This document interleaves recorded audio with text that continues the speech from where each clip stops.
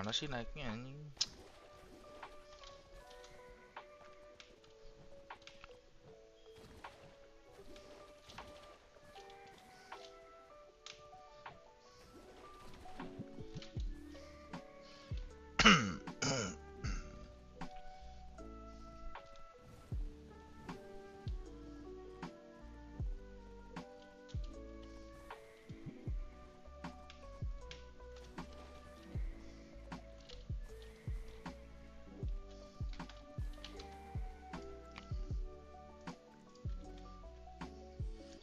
Arsha, fuck you anjing Arsha.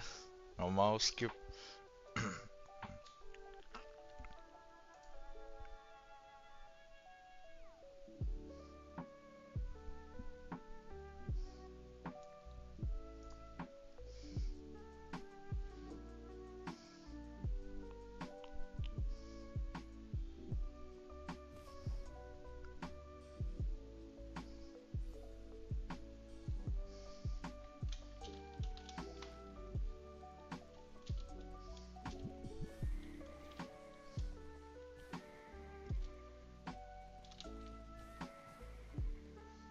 Siapa tuh?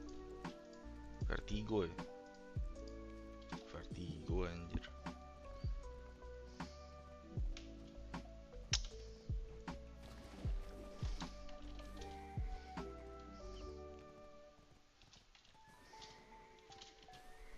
Disablet.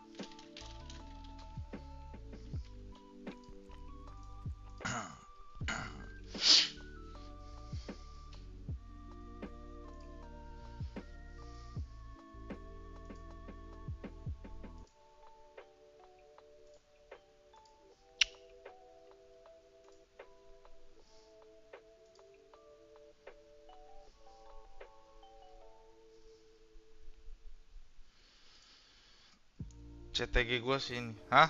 Emang lu mau bunuh?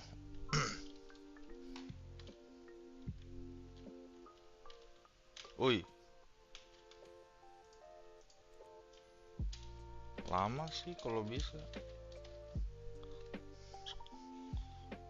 Gimana ya?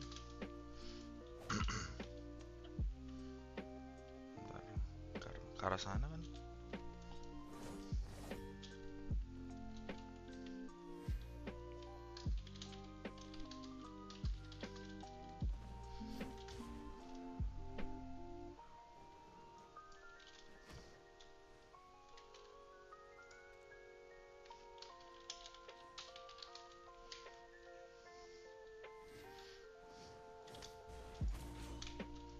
Oke, gue dapat spot. Gue grave ada sama nggak deck sih. Oh. Oke, nanti nggak usah lah. Dapat spot nih.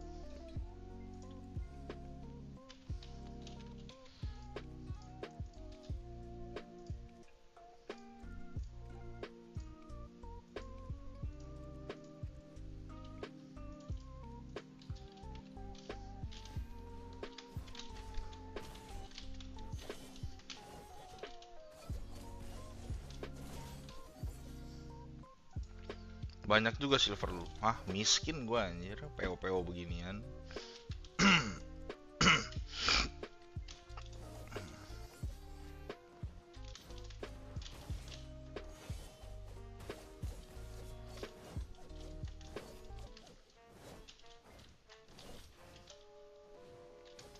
'Gue belum grinding 2 hari ini. 2 hari ini gue main Pokemon doang anjir. Kemarin grinding sih, tapi 1 jam doang. Itu nggak kehitung grinding lah. Itu jatuhnya pemanasan doang. Ya gue mau hari ini at least gue bisa grinding 6 jam lah, 6-7 jam. Kalau bisa, kalau kuat. Kalau nggak ngantuk. 4-6 jam lah.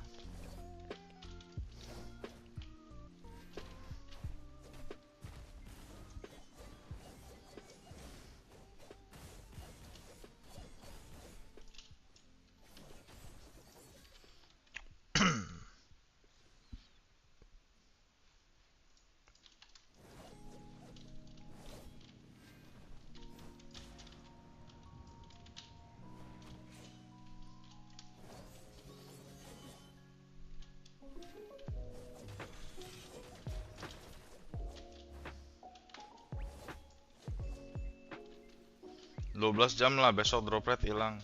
Gue nggak peduli anjir. MT-nya kan Kamis kok, bukan besok. Emang besok.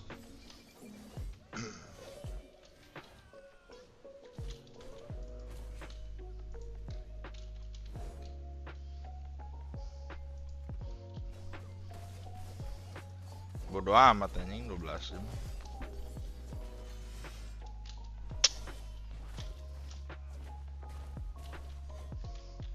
Gue masih punya kehidupan bang. Hari ini gue juga mau nge-gym dulu. Nanti gym jam 3, jam 2, jam 3 lah. Terus kita lanjut lagi malam. Terus hari ini kita skip war untuk grinding. GG.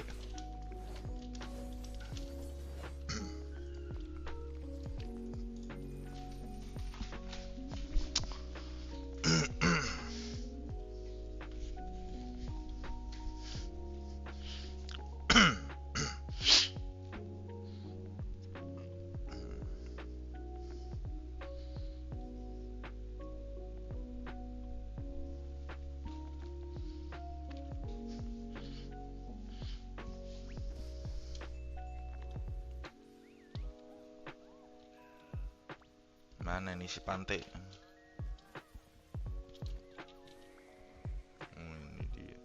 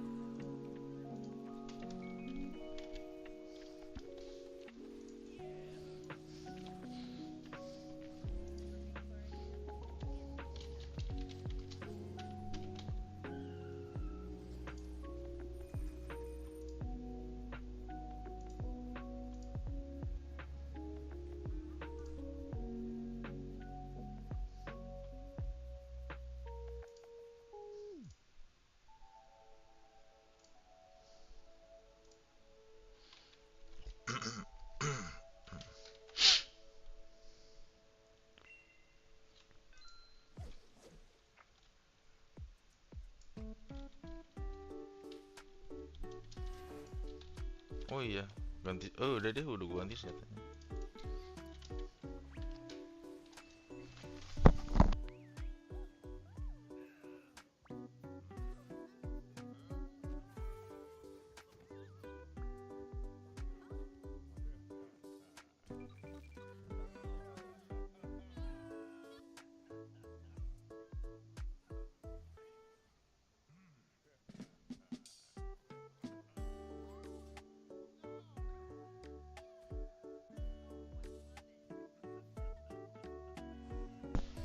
Alah, ini website anime harus gua tutup dulu anjing. Keluar mulu ads-nya. The fuck.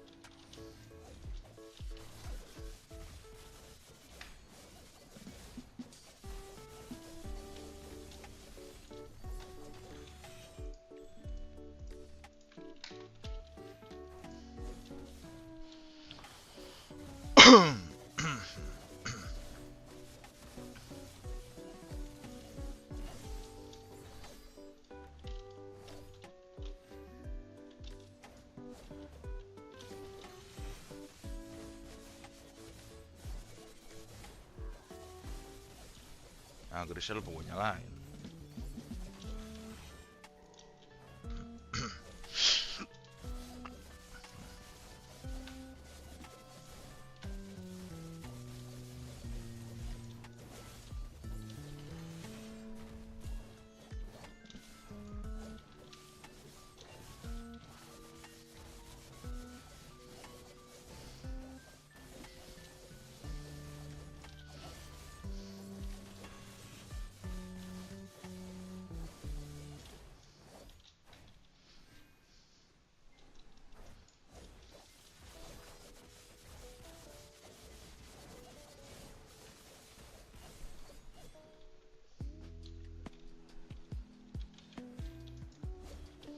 Baru gue pakai tadi. Eventnya habis besok ya itu. Harusnya sih besok ya. Masih ada banyak lagi. Belum gua ambil-ambil.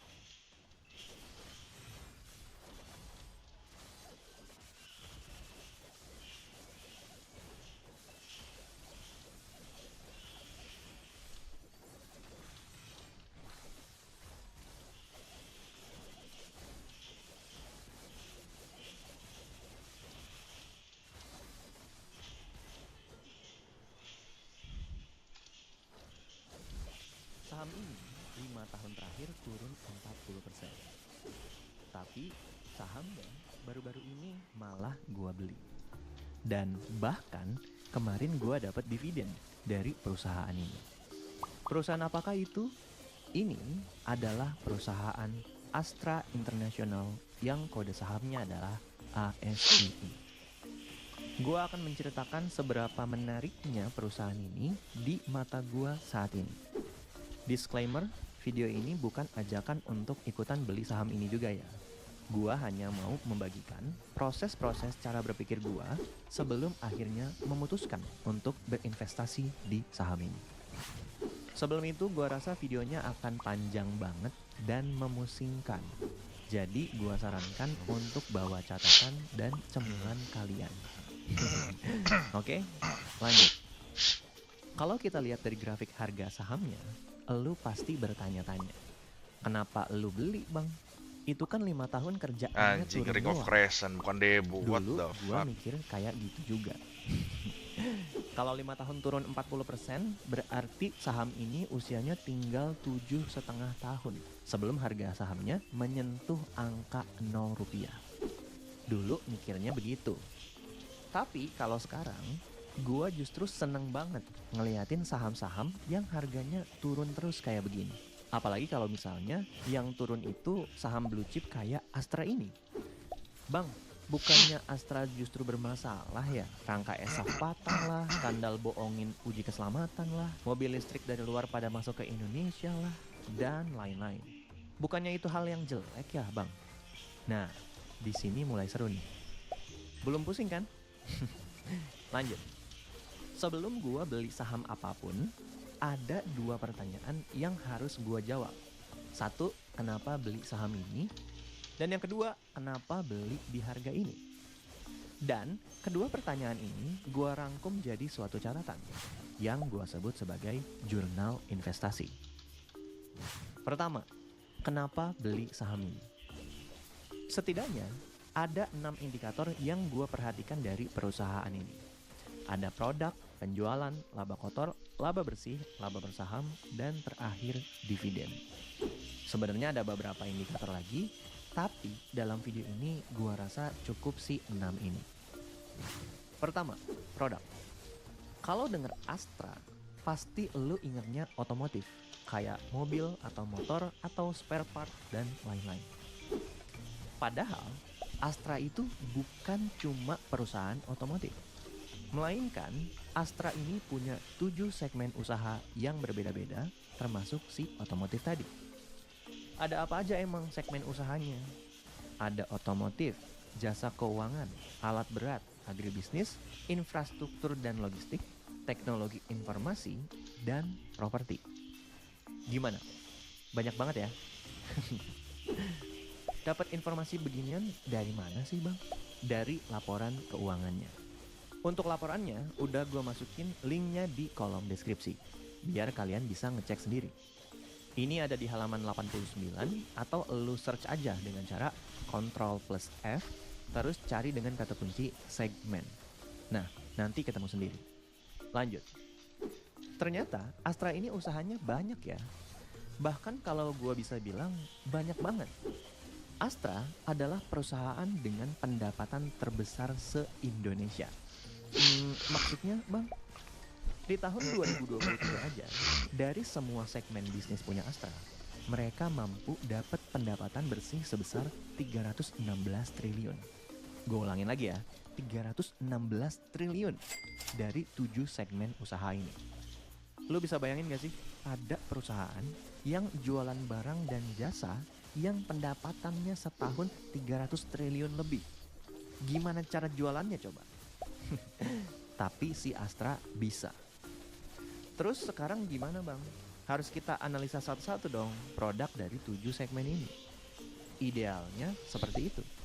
Tapi akan lebih efektif kalau kita fokus. Fokus apa?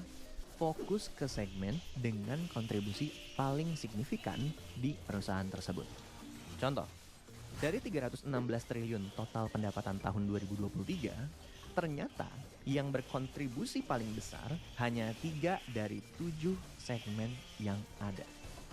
Tiga segmen itu adalah segmen otomotif, nyumbang 128,25 triliun, lalu jasa keuangan 29,9 triliun, dan segmen alat berat pertambangan, konstruksi, dan energi sebesar 128,58 triliun rupiah.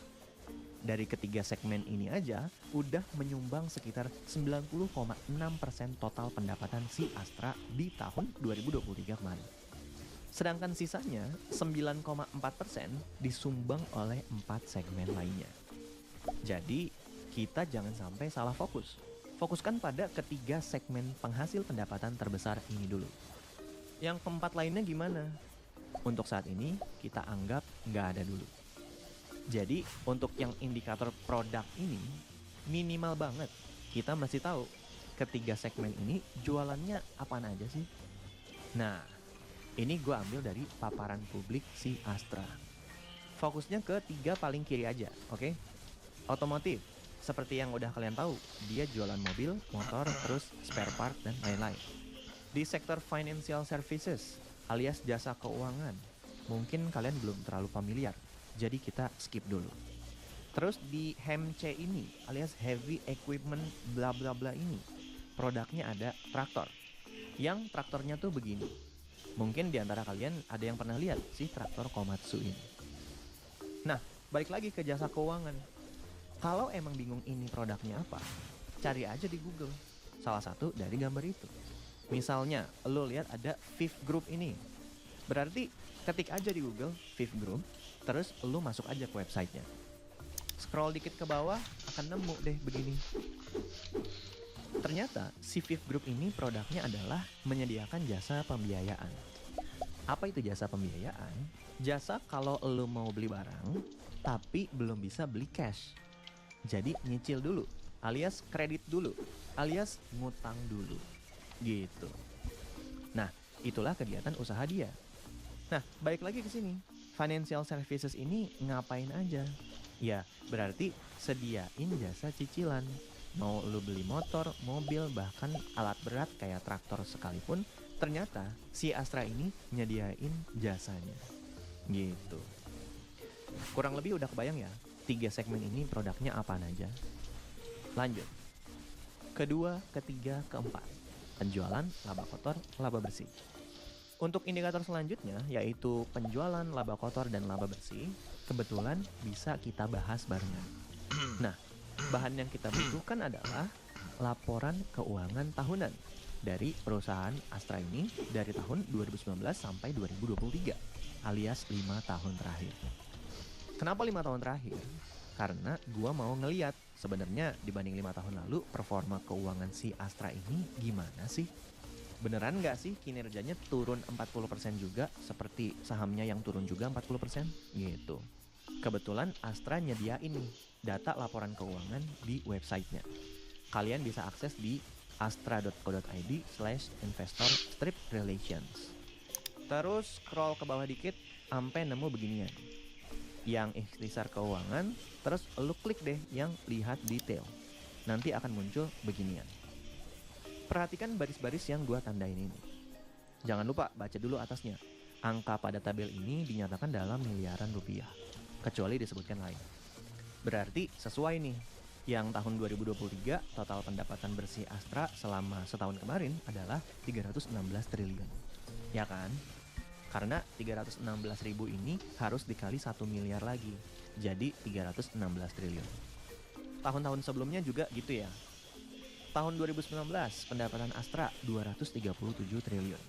Tahun 2020 pendapatannya turun jadi cuma 175 triliun. Lanjut ke 2021 pendapatannya 233 triliun, 2022 301 triliun, dan 2023 316 triliun. Berarti penjualan Astra kalau dibandingkan dengan penjualan di 5 tahun lalu udah naik 33,5%. Artinya secara penjualan perusahaan Astra ini bisa jual lebih banyak kok dibanding 5 tahun yang lalu. Kok sahamnya turun? Nah, kita cek lagi indikator yang lain. Oke? Terus, laba kotor alias laba bruto. Kita juga bisa lihat tuh. Dari yang tadinya 50 triliun di tahun 2019, 5 tahun kemudian laba kotornya tumbuh jadi 73 triliun di tahun 2023. Berarti selama 5 tahun itu laba kotornya udah naik 45,9%. Oke, bagus ya, naik juga. Lanjut ke laba bersih. Kita ceknya yang laba yang diatribusikan kepada pemilik entitas induk. Dari yang tahun 2019 sebesar 21,7 triliun, di tahun 2023 udah bukan 21 T lagi nih, tapi udah jadi 33,8 triliun rupiah. Alias udah naik 55,9% dalam 5 tahun terakhir. Nah, secara sekilas kita tahu nih kalau ternyata dari ketiga indikator tersebut, perusahaan Astra ini mengalami pertumbuhan kinerja. Karena sejak 5 tahun lalu, baik penjualan, laba kotor, dan terutama laba bersihnya ternyata terus bertumbuh.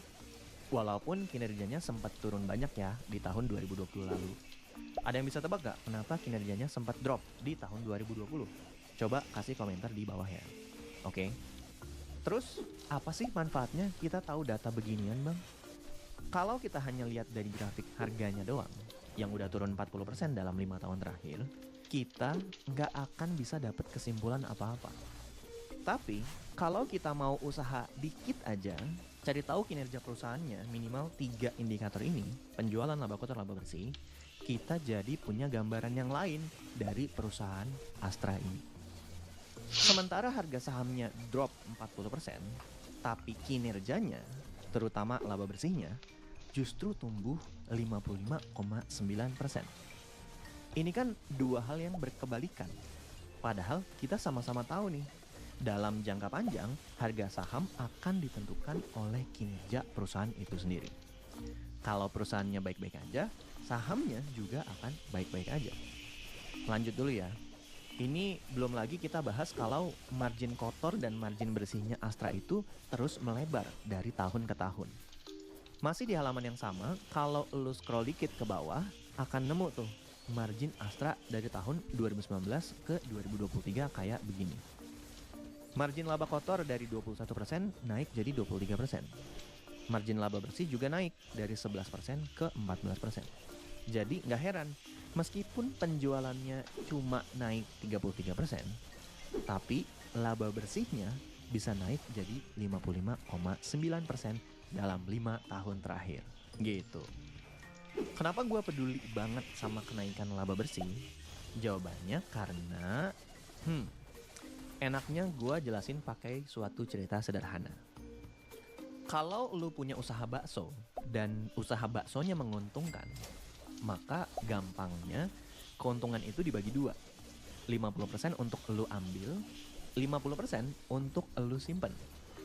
Contoh, kalau untung 100 juta deh setahun, berarti 50 juta masuk kantong pribadi yang disebut sebagai dividen, yang 50 juta lagi ditahan di perusahaan untuk modal usaha tahun selanjutnya. Yang ini disebut sebagai laba ditahan. 50 juta yang ditahan di usaha bakso lu tadi bisa dibuat macem-macem deh tuh. Tambahin kursi meja biar makin banyak, atau nambah pegawai biar makin cepat ngelayaninnya, atau bahkan nambah cabang di kota lain. Harapannya supaya usaha baksonya makin melebar dan keuntungannya makin besar. Nah, si Astra juga begitu. Laba bersihnya naik. Akibatnya apa? Ya, yang dibagikan kepada pemegang sahamnya. Bang, thank you sarannya kemarin. Dan Cuma gua ada tungrat. modal Worth it usahanya nggak, Bang? di dalam perusahaan Tungrat apa nih? makin banyak. Jadi nggak heran tuh dari tahun ke tahun laba bersihnya si Astra ini Tungrat apa nih? makin Iring. gede dan makin gede dan makin gede. Next, kelima, laba per Untuk saham. awal-awal sih ya Kita udah pakai-pakai tahu aja, laba Bang. bersihnya Buat tumbuh naikin dari apa? 21 triliun ke 33 triliun. Cuman dalam kalau 5 tahun buat terakhir. nanti Tapi udah mulai progres, biasanya mending itu dijual untuk aja. mempermudah perhitungan, gua lebih memilih untuk nyari laba per Tetungrat kah? sahamnya. Kenapa laba per saham? Karena kan kita beli paling 1 lot atau 2 lot doang, atau 100 lembar, 200 lembar doang. Jadi penting untuk kita tahu, tiap satu lembar saham Astra ini menghasilkan berapa rupiah sih? Gitu kan? Cara nyari laba per sahamnya gampang, gue udah buatin satu videonya khusus bahas laba per saham. Linknya udah gue taruh di kolom deskripsi. Kalau kita cek lagi website Astra tadi, scroll dikit ke bawah, juga akan nemu tuh laba per sahamnya, alias EPS-nya dari Astra. Tahun 2019, EPS-nya Rp536 per lembar. Turun dikit di 2020 jadi Rp399. Kemudian naik terus sampai tahun 2023 yaitu sebesar Rp836 per lembar. Secara sekilas kita bisa lihat bahwa tren dari laba per saham ini terus bertumbuh dalam 5 tahun terakhir. Dari sini gua percaya banget kalau 5-6 tahun ke depan, sekitar tahun 2029-2030, hampir pasti laba per sahamnya Astra juga bertumbuh. Hitung-hitungan kasar gua, laba per sahamnya si Astra di tahun 2030 akan berada di sekitar Rp1.630 per saham. Di 2030 nanti, ekspektasi gua harga saham Astra ada di sekitar Rp16.300 per lembar. Ada potensi kenaikan 267% dari harga hari ini. Tapi ingat, itu mungkin baru akan terjadi di tahun 2030 nanti. Balik lagi. Terus, kenapa kalau laba per sahamnya bertumbuh? Ya, dividen per sahamnya juga akan bertumbuh. Nah, itulah alasannya kenapa gue lebih suka nyari laba per saham dibandingkan laba bersih secara keseluruhan. Karena lebih kebayang aja kita sebagai pemegang saham akan dapat apa setelah beli sahamnya. Lanjut ke indikator terakhir, yaitu dividen. Keenam, dividen.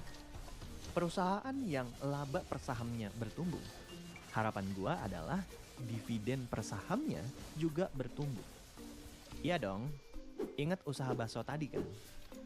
Berikut adalah riwayat dividen per sahamnya Astra dari tahun 2019 ke 2023. Saham Astra ini selama 5 tahun terakhir rutin membagikan dividen. Selain rutin, dividennya juga bertumbuh. Dari yang tadinya bagi dividen Rp214 per saham tahun 2019, di tahun 2023 udah jadi Rp519 per saham. Dibagiinnya setahun 2 kali lagi, sekitar bulan Mei dan bulan Oktober. Contoh, tahun lalu kan laba per sahamnya adalah Rp836. Yang namanya laba kan nggak semua dibagiin dong. Iya nggak? Ada yang dibagiin, ada yang disimpan di perusahaan. Nah, Astra tahun lalu membagikan 62% dari laba per sahamnya kepada para pemegang saham.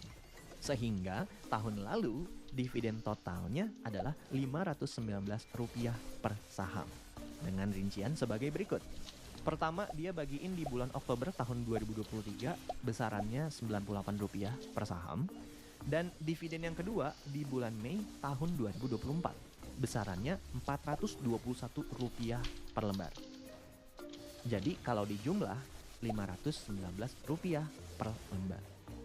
Kalau kita sandingkan data laba per saham dan dividen per sahamnya dari tahun ke tahun, maka jadinya akan begini. Kita bisa lihat bahwa ketika laba per sahamnya tumbuh, dividen yang dibagikan juga bertumbuh. Dari data 5 tahun ini aja, gue bisa ngebayangin kalau dividen di tahun 2030 nanti juga pasti tidur kalau gitu. udah bukan Rp519 lagi per saham. Minum kopi. Hampir pasti lebih besar dari Ya matiin AC-nya. Gitu. Ngerti ya? Lanjut ke pertanyaan nomor 2. Kenapa beli di harga ini? Terus maunya apa? Alasannya cukup sederhana. Karena satu, harga sahamnya turun, tapi laba bersihnya Nanti naik. sebelum nge-gym. Yang kedua, dividen yield-nya menarik. Ya Untuk udah, alasan sekarang nomor tidur 1, dulu. kakek investor legendaris Warren Buffett pernah bilang begini. The best thing that happens to us is when a great company gets into temporary trouble. We want to buy them when they are on the operating table. Yang maksudnya kurang lebih hal yang bagus banget adalah ketika ada perusahaan yang hebat Tapi si perusahaan itu lagi kena suatu masalah yang temporer, alias sementara waktu aja. Buka pintu apa? Kita mau beli perusahaan itu hanya Ya kalau udah. mereka lagi di atas meja operasi. Gini loh, kalau perusahaan Astra ini nggak kenapa-napa, dalam artian nggak ada rangka esaf patah lah, nggak ada masalah pemalsuan uji keselamatan lah, nggak ada banjir mobil listrik dari luar negeri lah, dan lain-lain dan lain-lain, gua rasa kita nggak akan bisa tuh dapat perusahaan Astra ini di harga yang sekitar 4.500-an kayak begini. Justru karena berita-berita seperti itu yang menyebabkan sahamnya sekarang lagi udah, nggak usah kalau meja gitu. operasi. Orang cuma ada itu kok Yang tahu snacknya. perusahaan ini baik-baik aja siapa? Ya kita ini. Karena nggak ada yang nggak pedas. Keuangannya Astra. Lanjut. Alasan kedua, kenapa beli di harga ini? Darahnya Adalah karena dividen yieldnya menarik. Tahun lalu, dividen per lembarnya total adalah Rp519 per saham saat laba per sahamnya si Astra adalah Rp836 per lembar. Oke lah, kita anggap di tahun 2024 ini kinerja Astra turun terus. Jadi cuma bisa dapat EPS Rp700 per lembar sampai nanti akhir tahun 2024. Kan tambah 100.000. Terus dari 700 itu Jadi kita asumsikan 60%-nya dibagikan jadi dividen. Berarti total dividennya tahun 2024 ini kemungkinan akan Rp420 per lembar. Iya. Harga sahamnya hari ini tambah sekali. Rp440 per lembar. Kalau memang Bener, kita Wan. beli di harga ini, Terus bayarnya jadi 650.000. totalnya Bukan 800 800. berarti imbal hasilnya atau Enggak, Bi. yieldnya yang kita dapatkan Enggak, adalah tahun depan justru kita harus 420 ngajuin lagi kalau kita mau tetap pakai internet ini. Kalau kita nggak mau pakai internet ini lagi, ntar kita balik di 500.000 dengan internet yang ini jelek. sangat menarik. Kenapa? Mana sih lu? Karena dari dividennya aja udah mau dapat hampir 10%. Ah, Kalaupun harga sahamnya nggak kemana-mana atau justru malah turun, gua akan senang-senang aja karena tiap tahun akan dapat dividen. Ya, kita tinggal hitung-hitungan deh. Gua punya 100 lembar, ya dividennya 42.000. Punya 1.000 lembar, dividennya 420.000. Punya 10.000 lembar, dividennya 4,2 juta. Dan seterusnya, dan seterusnya. Jangan lupa ya, kalau perusahaan ini kinerjanya tumbuh terus. Yang artinya, berarti dividennya juga akan tumbuh terus. Tahun besok boleh aja Rp420. Tapi 5 atau 6 tahun lagi, apa masih segitu? Gua rasa enggak ya. Semoga aja. Cek 1, 2, 3. Ternyata ketika gue lagi buat video ini, harga saham Astra udah keburu naik ke harga 5.000-an. Gue cukup sedih karena nggak sempat menyajikan video ini lebih awal kepada teman-teman semua. Karena sekarang ya harganya udah bukan 4.400 lagi seperti waktu pertama kali gue tulis 1 bulan yang lalu waktu nulis skrip video ini. Tapi ya gimana ya, namanya animasi memang makan banyak waktu, jadi gue minta maaf akan hal itu. Sebenarnya ya, bulan lalu itu bisa aja gue buat semacam community post tentang Astra, ataupun misalnya live tentang Astra. Karena kemarin kan gue sempat live dan ternyata gue suka. Tapi ternyata setelah gue pikir-pikir lagi, rasanya informasi yang sensitif seperti itu, gue rasa tidak bisa seterang-terangan itu untuk gue berikan ke publik. Kenapa? Karena gue punya alasannya. Yang pertama, pasti gue dibilang pom-pom saham. Padahal hanya menginformasikan. Pasti itu. Dan yang kedua, ya pasti dibilang pom-pom. Intinya cuma itu doang sih, pom-pom doang. Tapi gue sepertinya sekarang udah menemukan solusinya, yaitu dalam waktu dekat gue akan coba mengaktifasi channel membership YouTube Saham dari Nol.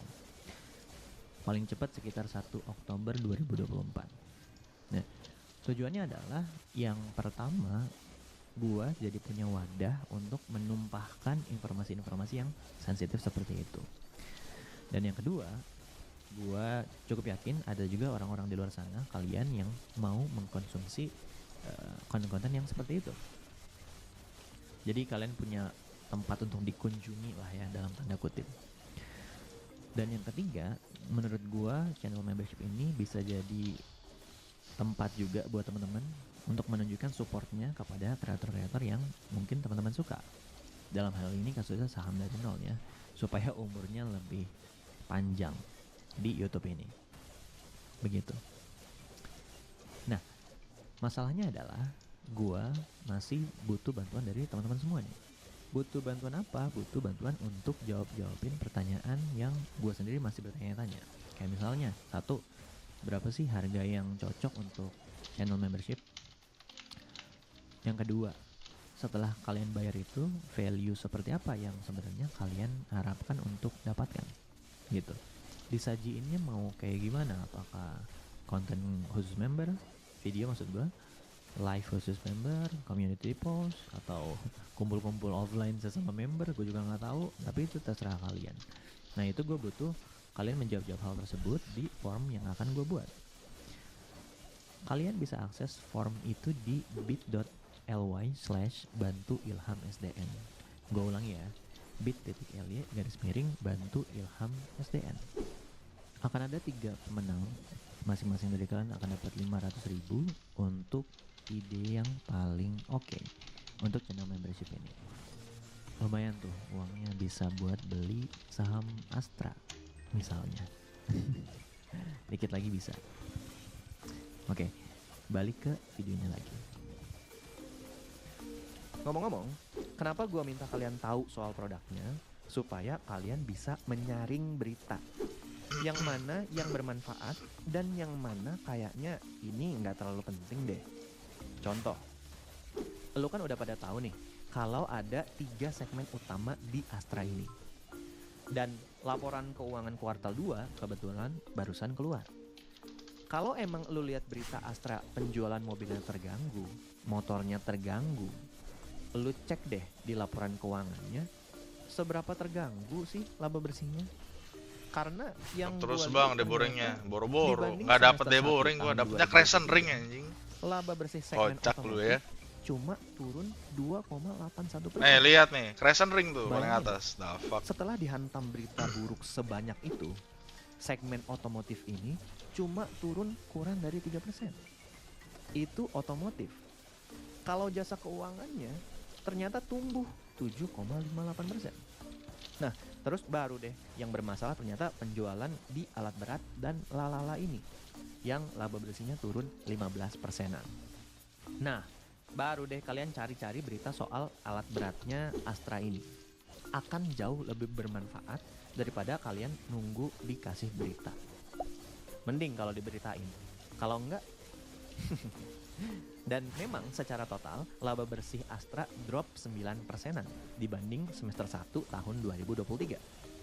Tapi itulah bisnis.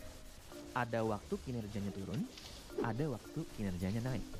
Tapi jangan lupa, kita ini lagi bandingin sama Astra di tahun 2019. Astra setengah tahun 2023 ini dapat laba 15,8 triliun. Kalau kita setahunkan, estimasi laba Astra di tahun 2024 ini akan ada di sekitar 31,6 triliun. Ya, kita bulatin ke bawah aja deh. Jadi 30 triliun aja. Di tahun 2019 berapa laba Astra? Ternyata labanya waktu 2019 itu 21,7 triliun. Masih naik. Sementara laba bersihnya naik 38,2%. Harga sahamnya justru turun 40%. Apalagi ini namanya kalau bukan kesempatan untuk kita para investor. Buat gua, saham Astra sangat-sangat menarik. Makanya gua putuskan untuk membeli perusahaan ini. Panjang juga ya. Tapi tentu gua tidak menutup mata soal hal yang gua tidak suka dari perusahaan ini. Yang gua nggak suka ada satu, yaitu saat perusahaan ini memutuskan untuk investasi dalam tanda kutip ke saham Goto. Astra itu beli saham Goto banyak banget. Harga beli Astra di saham Goto adalah kurang lebih Rp187 per lembar. Dan tebak, Astra punya berapa lembar? Sekitar 18,6 miliar lembar. Banyak banget. Modalnya buat beli saham Goto itu, Astra mesti ngeluarin duit dari kasnya sebesar 3,5 triliun. Sekarang sisa berapa nilai saham Gotonya itu? Ya, tinggal dikaliin aja deh. Rp55 dikali 18,6 miliar lembar. Hasilnya adalah 1,023 triliun, alias drop 2,5 triliunan. Kalau kalian rugi 1 juta 2 juta, mah nggak ada apa-apanya dibandingkan kerugian Astra akibat investasi di sini. Kan mendingan 3,5 triliun itu dibagiin aja jadi dividen, atau mending buyback aja saham-saham Astra di publik. Kan lebih menguntungkan. Tapi semoga kedepannya Astra nggak aneh-aneh lagi deh. Mentang-mentang duit kasnya banyak banget. Terakhir, kalian suka nggak sama pembahasan perusahaan kayak gini? Kalau suka, lu komentar di bawah. Dan coba request selanjutnya kita bahas saham apa lagi. Oke, gua rasa videonya udah sangat panjang, jadi gue cukupkan aja sampai sini ya. Sebagai kesimpulan, gue berpesan kepada kalian semua untuk tidak ikut-ikutan untuk beli saham hanya karena orang lain bilang kalau dia beli saham itu.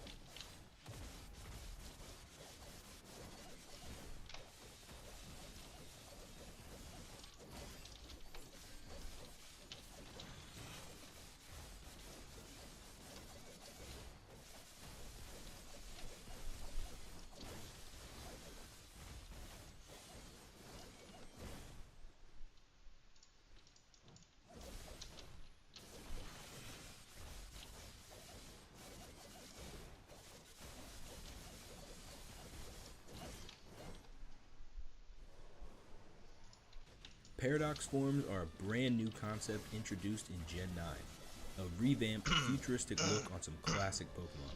Oh, There's dapat a total satu. of 10 future forms and 10 past forms. All Mayan, future Paradox mayan. forms have the same ability, Cuan, Quick cuan. Drive, which will boost their highest stat by 30% or 50% of its speed. It's activated in electric terrain or activated instantly with a booster energy item. I wish they all didn't get the same ability because it's kind of boring, but luckily in Emerald Elite Redux, they all get new abilities. And on top of that, they've added an original future Paradox form. These Pokemon can almost be legendaries, so I'll be ranking all 11 of them from worst to best. In the base games, one of the worst of these forms is Iron Thorns, and that is also the case here. That doesn't mean it's terrible, but it has its struggles. Statistically, it's the same as the base games, and they're nothing too special.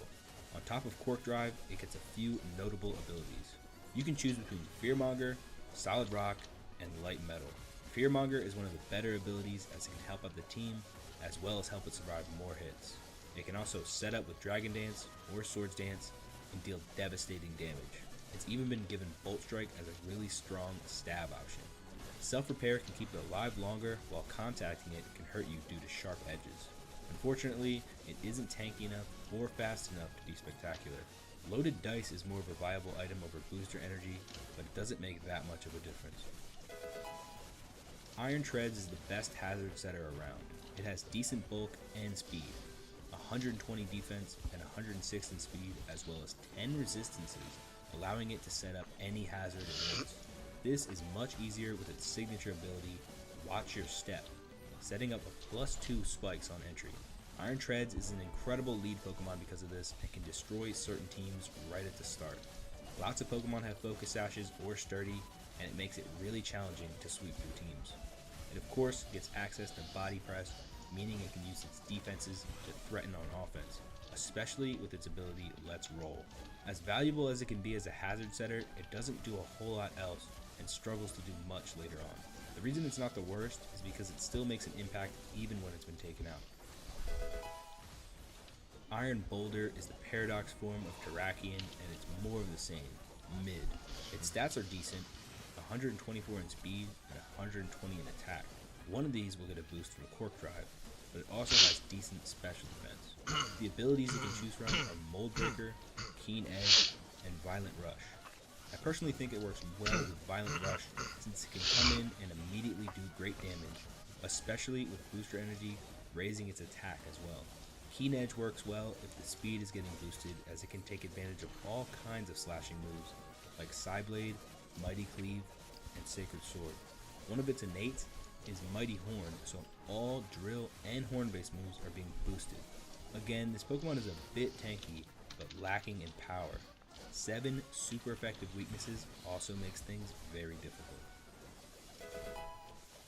One of the most disappointing Paradox forms to me was Iron Jugulus.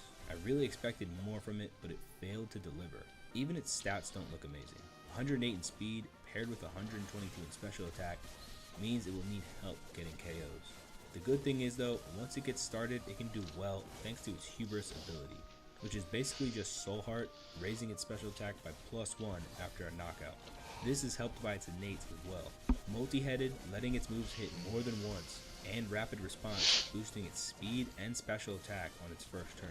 Great coverage allows it to threaten a lot of Pokemon, but sometimes its dark and flying moves can lack power. One of the main problems I have with it is when it doesn't have the boosts, it fails to take out bulkier Pokemon, and has a lot of trouble surviving hits. Iron Moth on paper sounds completely broken. 140 special attack with 110 in both speed and special defense. Having a great attacking power with good speed is always solid, but it doesn't end there. Majestic Moth will boost its highest stat by +1 when it enters the field. Throw on a booster energy and that stat is being boosted by another 30%. Just entering the field, Iron Moth can have a 748 special attack. It even has a priority fire type attack, which even with low base power is going to do great damage. Although its speed isn't the greatest, it can use the busted setup move, Quiver Dance. This actually boosts up all 3 of its best stats and it can get crazy. If it's running Molten Down, rock types won't be able to resist its stab fire attacks, and if it's running Corrosion, steel types can't hide from its stab poison. You really need to keep it away from any physical attacks, but otherwise it can be a great sweeper. Iron Leaves has been much improved. Its stats have actually been changed in this game. Its speed is now 130 and its attack is 104, flipped from the base game. Taking away that much power seems like a bad thing, but because of its ability Momentum, all of its contact moves are unaffected from this drop. This also means it can invest fully into speed, including its booster energy. It's even crazier if you can put it into electric terrain, as Surge Surfer will boost its speed up even further, making sure it not only always goes first, but hits super hard. Dazzling will prevent anything from trying to use priority moves to take it out by bypassing its speed. However, it unfortunately suffers from 7 super effective weaknesses, including a 4 times weakness to Bug. Also, the fact that it can't set up its own electric terrain is a problem for me. Lack of diversity in its move pool left me wanting more from this Pokemon. The last of the futuristic Swords of Justice, we have Iron Crown. Again, this Pokemon's stats have also been changed from the base games, as it now has 108 in speed instead of in its special defense. It can be solid both offensively and defensively. Fearmonger is such a great ability. Udah berapa on demo top bang? of giving it Baru online, satu it bang. can easily live plenty of hits and do great damage back. Technician is what I preferred, as its signature move Tachyon Cutter is busted. It's boosted by Technician, Stab, and its innate ability Mystic Blades. Since it hits twice, it's essentially a 230 base power move and breaks sashed Pokemon. It even hits both Pokemon in doubles. Speaking of doubles, it also gets access to Expanding Force as well. Of the 3 Swords of Justice, I found Iron Crown to be the most consistent. It still has trouble with its power in certain situations, but it's by far the most reliable. Iron Hands is an absolute tank. There's no way through this thing with physical attacks. 154 HP paired with 108 defense is amazing. On top of that, 140 in attack means it can answer back. The extra abilities it have lean heavily into these skill sets and make them even greater than they seem. Giving it the lead coat ability reduces physical damage by 40%, so like I said, it's almost impossible to get through. Drain Punch can easily be used to mend any damage it takes. Since it has an abundance of HP, it can easily use Belly Drum. Since it gets 2 stab priority moves in Mach Punch and Spark, this can become a scary situation fast. The innate Power Core will use 20% of its defensive stats for its moves, meaning investing EVs into its defense can still give it the power it needs. Iron Exo is the only original Paradox Pokemon in Emerald Redux. It has an awesome design and the very rare type combination of Electric Ghost. Its stats are pretty crazy. 140 in both special attack and special defense. It has low speed and isn't very bulky, but it has ways to make up for it. One of my favorites is with its ability Volt Rush, which gives all of its electric moves +1 priority at full health. Pairing this with Artillery gives all of its Mega Launcher moves perfect accuracy, and it means it has a stab zap cannon that will always go first and never miss. It's pretty busted, especially since it will always paralyze, meaning there's a chance to be hit by it and then not even be able to move the next turn. This means it can just do it again. Dual Wield is also a great ability for letting its Mega Launcher moves hit twice, each at 75% power, including Flame Burst, which has +1 priority and can be really useful at times. In terms of setting up, it only really gets access to Nasty Plot, which can be achieved on a special attacker due to its limited weaknesses and decent special bulk. Its combination of really powerful moves and high special attack make it valuable in a lot of situations. Now I know Delibird has always been a terrible Pokemon, but clearly the future is bright for it because Iron Bundle is a menace. It has decent defensive bulk at 114, but great speed at 136. It has 124 in special attack, but it's basically useless. Its special attack isn't being used at all because of one of its very special abilities. Impulse is the special form of momentum, as all non-contact moves will actually pull from its speed stat, allowing it full nature and EV investment into speed, as well as a booster energy, giving it a 50% speed boost. So at max, Iron Bundle enters the field with 612 in speed and basically 612 in special attack, which is just absurd. Mountaineer gives it immunity to rock moves and stealth rocks, or you could give it pickup, which will remove all hazards as it enters the field. Since you won't be investing any EVs into special attack, they can be used to bulk it up, so it won't even be taken out easily, at least from your physical moves. You almost have to hit it with special moves exclusively, because failing to take it out with a physical move will trigger its cold rebound ability, letting it use an Icy Wind for free, and with Iron Bundle's attack stats, this is a lot more than just chip damage. Its move pool isn't that diverse, but it does have the combination of Water Move plus Freeze Dry, which hits every single type combination at least neutrally. If you let it get an agility off, good luck. Iron Bundle can easily tear through a team, and it really doesn't need much help to achieve that. And the best future Paradox Pokemon is Iron Valiant. It is absolutely broken. The perfect mixed attacker. Over 120 in both attacking stats and 116 in speed. It gets some of the most overpowered abilities in the game as well, starting with Equinox and Hubris, 2 of the 3 that it can pick from. Equinox will make sure both of its attacking stats are always equal, meaning no matter how low one of them gets, moves will always draw from the higher stat, allowing full investment into attack while running special moves. Fluor Cannon is a really powerful fairy type attack, and the main drawback of it is lowering the special attack stat by -2, and it's completely negated because of this. So you can spam it with no problem. Hubris is Soul Heart, so 1 KO and the special attack keeps raising. But these aren't even the best yet. Gallantry is all it needs to be S tier. It can't take damage the first time it's hit. So many uses. It's a free switch in every time, it makes a disgusting revenge killer, it has free setup with Swords Dance or Calm Mind, Agility, or Double Team. It can very easily sweep through a team with little effort. Long Reach will make sure it doesn't pick up any unnecessary burns, as it will never make contact, and it will boost its non-contact moves like Fluor Cannon by 20%. They gave Iron Valiant all the tools they could ever need, and you'll never know what set it's trying to run until it's too late. It's very clearly the best future Paradox Pokemon, and one of the strongest in the game overall. So, which of these future Paradox Pokemon is your favorite? And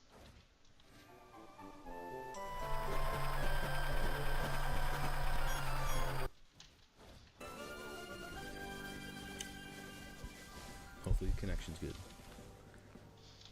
Mic check 1 2. What's going on?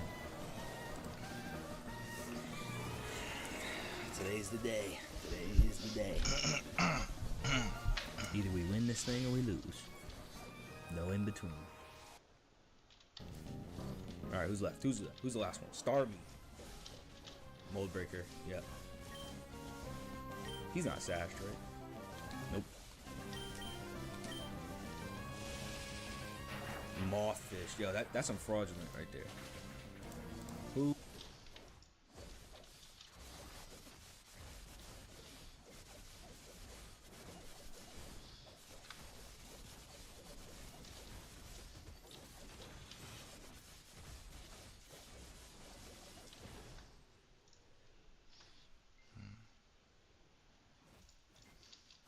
One of the best parts about Emerald Elite Redux is discovering a new Pokemon that is way better than you thought.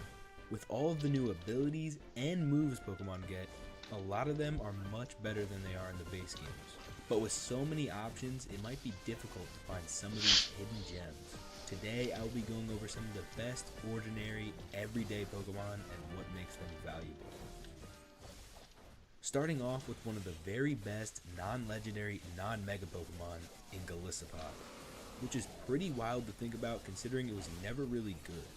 Its stats are the same, still having a very impressive 140 defense and having 125 in attack, meaning when it gets hit, it'll definitely hit back and do a lot of damage. 40 in speed though is what puts people off of it. The other reason it's awfully used in the base games and what makes it so bad is its ability Emergency Exit. Once it gets hit, it automatically gets switched out, and it's really more annoying than helpful. While it still has this as an option, it is no longer forced to run it. That alone is a buff, but now it gets a new ability as well as 3 other innates. Choosing between Predator or Tough Claws, I always go for Tough Claws as the damage is just too good to pass up. Its moves will always have a high chance to crit and will always be at full power, as its Hyper Cutter innate gives them +1 crit and prevents attack drops. Shell Armor not only reduces all damage against it by 20%, it also means it can't be crit itself. But it has one of the best abilities in the game which really helps it shine, Coward. Coward sets up Protect for it on entry. This is extremely valuable. It gets a free switch in per battle, which is very helpful. But that's not all this helps with. If it's the lead Pokemon or comes in after a Pokemon faints, Coward will be active, but allows it to use any status move while still blocking an attack. This means it can use Swords Dance, Iron Defense, Spikes, Bulk Up, Rain Dance, any status move for free. Using Aqua Jet after that can take out plenty of Pokemon, and most can't take it out in one shot anyway, so it can attack again. Or it can just take advantage of Stab First Impression, which got a ridiculous buff in this game, now guaranteeing a flinch on top of the +3 priority. Pairing First Impression with Aqua Jet or Sucker Punch is busted, especially with a Bug or Water Gem or Life Orb. If you've been watching my current Nuzlocke, you know just how insanely good Golisopod can be. In a challenge where Pokemon aren't allowed to faint even once, Golisopod has been the most valuable team member I've had since the 2nd gym. That should tell you how insanely good it is. Believe it or not, the funny Ice Cream Sundae Pokemon, Vanillux, is actually pretty good. Really good, actually. With 110 special attack and a bump to its speed, going from 75 to 95, it's a solid special attacking threat. This is made much better and much scarier thanks to the pairing of its 2 abilities. Being able to set up Hail on entry and being able to boost its speed by 50% because of Slush Rush. It's now much faster than it looks, and it can take out more Pokemon than it normally could. You can invest much more into special attack, including the choice specs, to bring its power even higher. Stab Blizzard will also always hit, so there's no risk there. This also includes Sheer Cold, which was changed in this game to be a stronger version of Freeze Dry. Giving Hydro Pump gives it perfect coverage. Not to mention, all Gacor its parah moves sih hit nih spotnya. twice, Kayak bakal makes di them nerf kayak ya. multi-hitted. Gue udah level Other 0. benefits of Hail, including Nggak setting dropnya up a 20 aja Roar bisa Hail, is 420. much Iya easier, bang. and passive recovery is instant. Mungkin di Vanillas nerfnya can become lebih ke arah pretty harga early on, debonya nggak sih? very Harga good. debonya kan di Kores kan udah 400 M. One of the most powerful early game sweepers is one that you might not have expected. Oricorio has been given some insane tools. Although it got a slight boost to its special attack and speed, it's the addition of its new signature ability that makes it great. Now, this new ability is admittedly really broken. That ability is two-step. This will let Oricorio use a 50 base power version of its signature move, Gue juga di Revelation, hari pertama dapat which, 7. depending on its form, changes its type for any dance move it uses. So a dance move like Pedal Dance, Fiery Dance, or even Revelation Dance itself will hit opponents twice, essentially making them that much stronger. Now I know abilities like Parental Bond exist, so hitting twice really isn't that busted, but this works with any dancing move, including one of the greatest status moves of all time, Quiver Dance, which it gets access to at any level. A move Lu that siam boosts tembus their berapa special bang di sini attack, TL-nya? speed, 33, 34 bang. also hitting a Level Pokemon 2 with a Agris. 50 base power stab move, which is getting boosted by the move itself, is just so broken. The fact Oricorio can take out a Pokemon with Quiver Dance makes it extremely dangerous. Its ghost form is probably the best because its Phantom Pain ability lets Revelation Dances hit everything. There's only so much you can do when it gets powered up. One Pokemon I kind of forget exists, but can actually be pretty decent at times, is Durant. It's a semi-bulky attacker with some serious power behind it if you let it get set up. Now with a 78 in special defense, which isn't much more, but it can at least help it survive in more cases.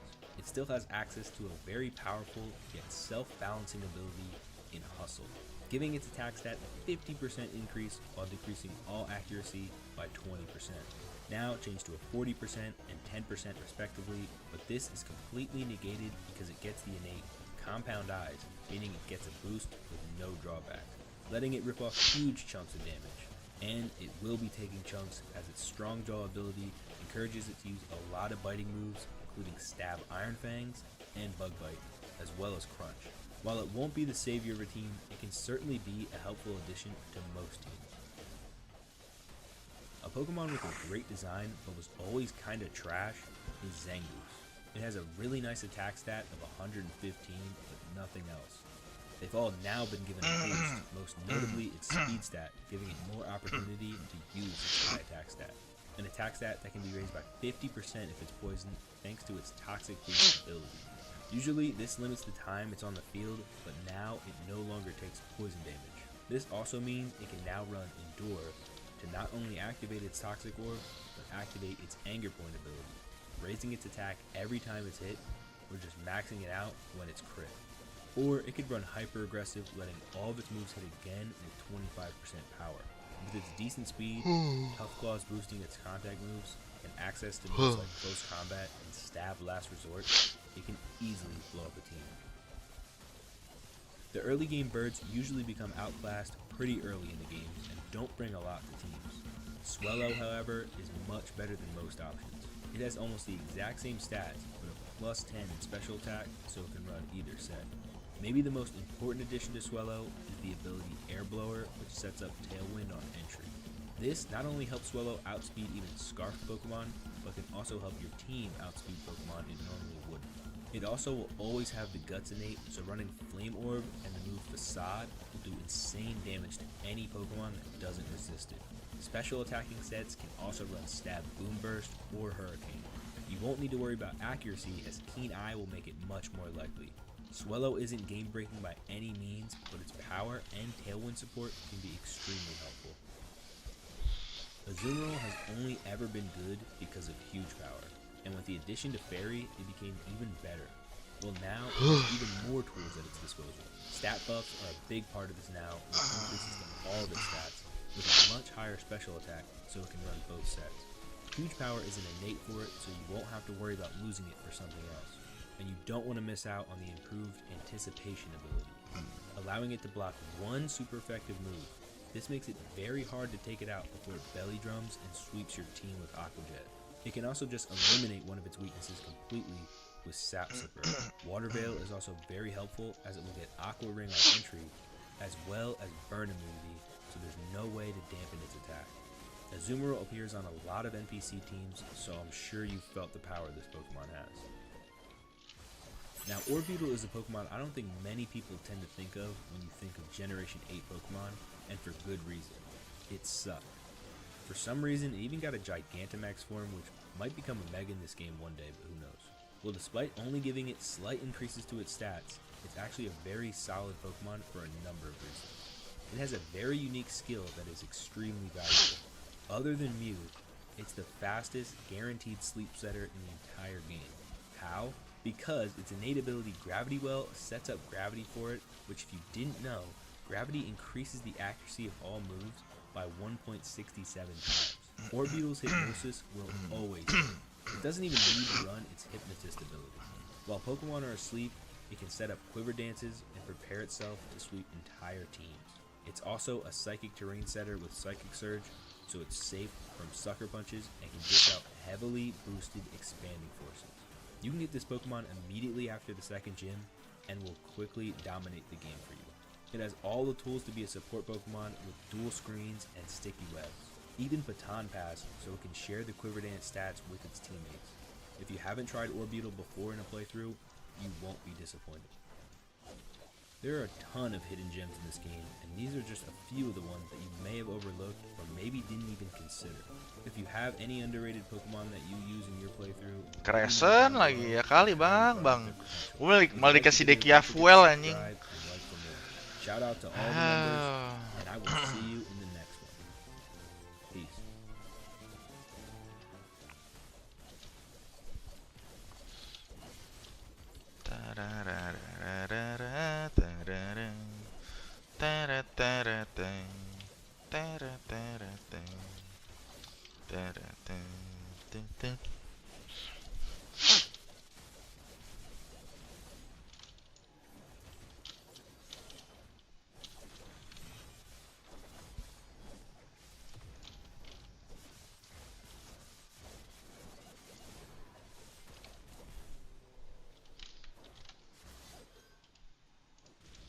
The best part about the Redux forms in Emerald Elite Redux are they give lots of Pokemon new life, a chance to revamp Pokemon that really need it, even some that you wouldn't even expect.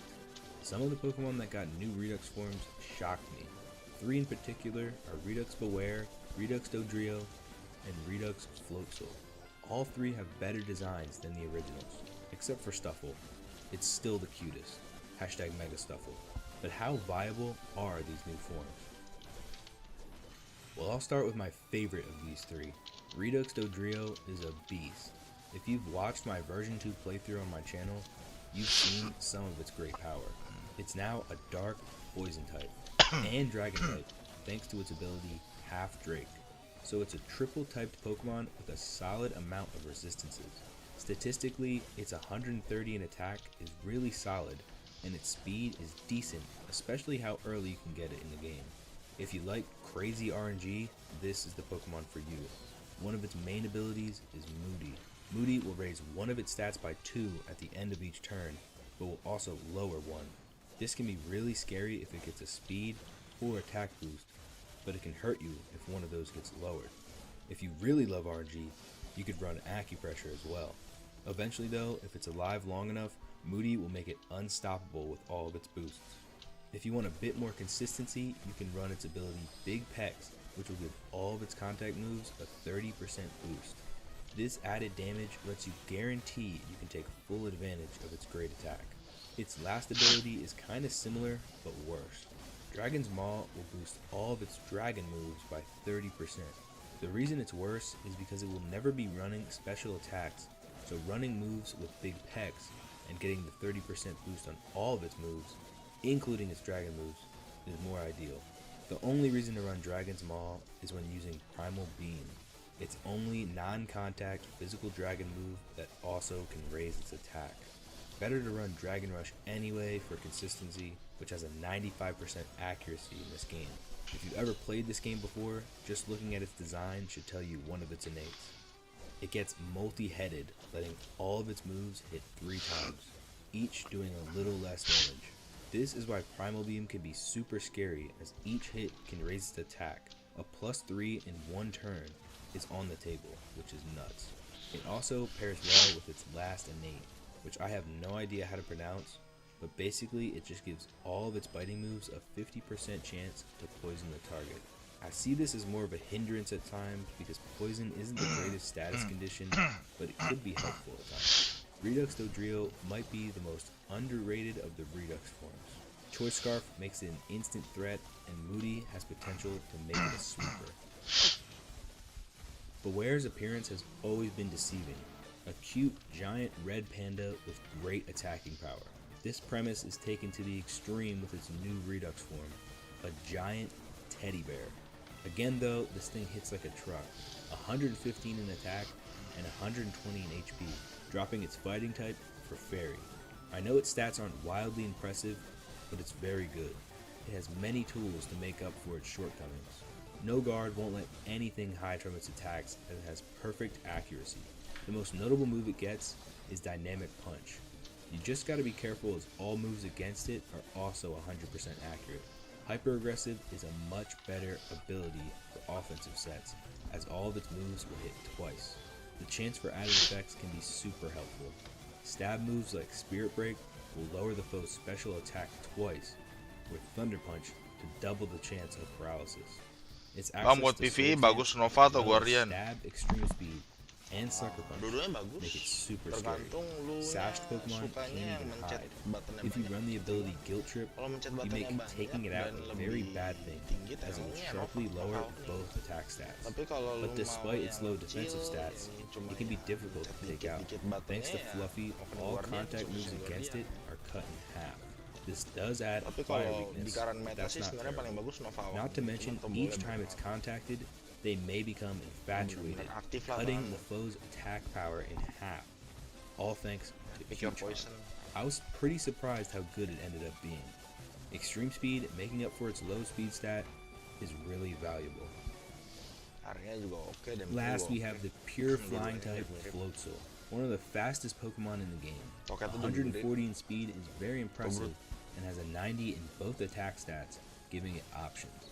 Now 140 in speed isn't near the fastest, but when paired with its ability Air Blower, there's barely anything that will outspeed it. Setting up Tailwind as it enters the field will guarantee you can make an impact.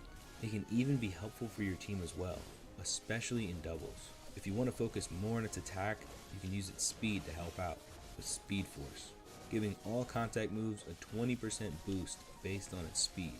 Physical attacking sets worked best with Floatzel, so this ability really helped. But there are benefits to special sets as well, especially when paired with Technician.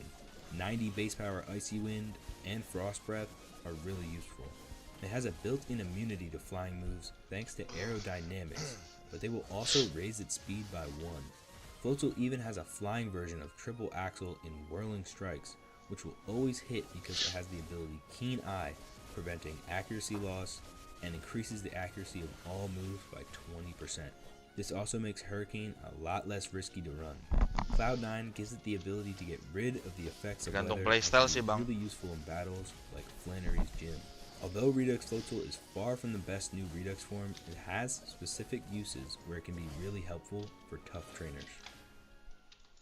These are some of the surprise Redux forms you can get pretty early on that you may have overlooked, but definitely don't underestimate their power.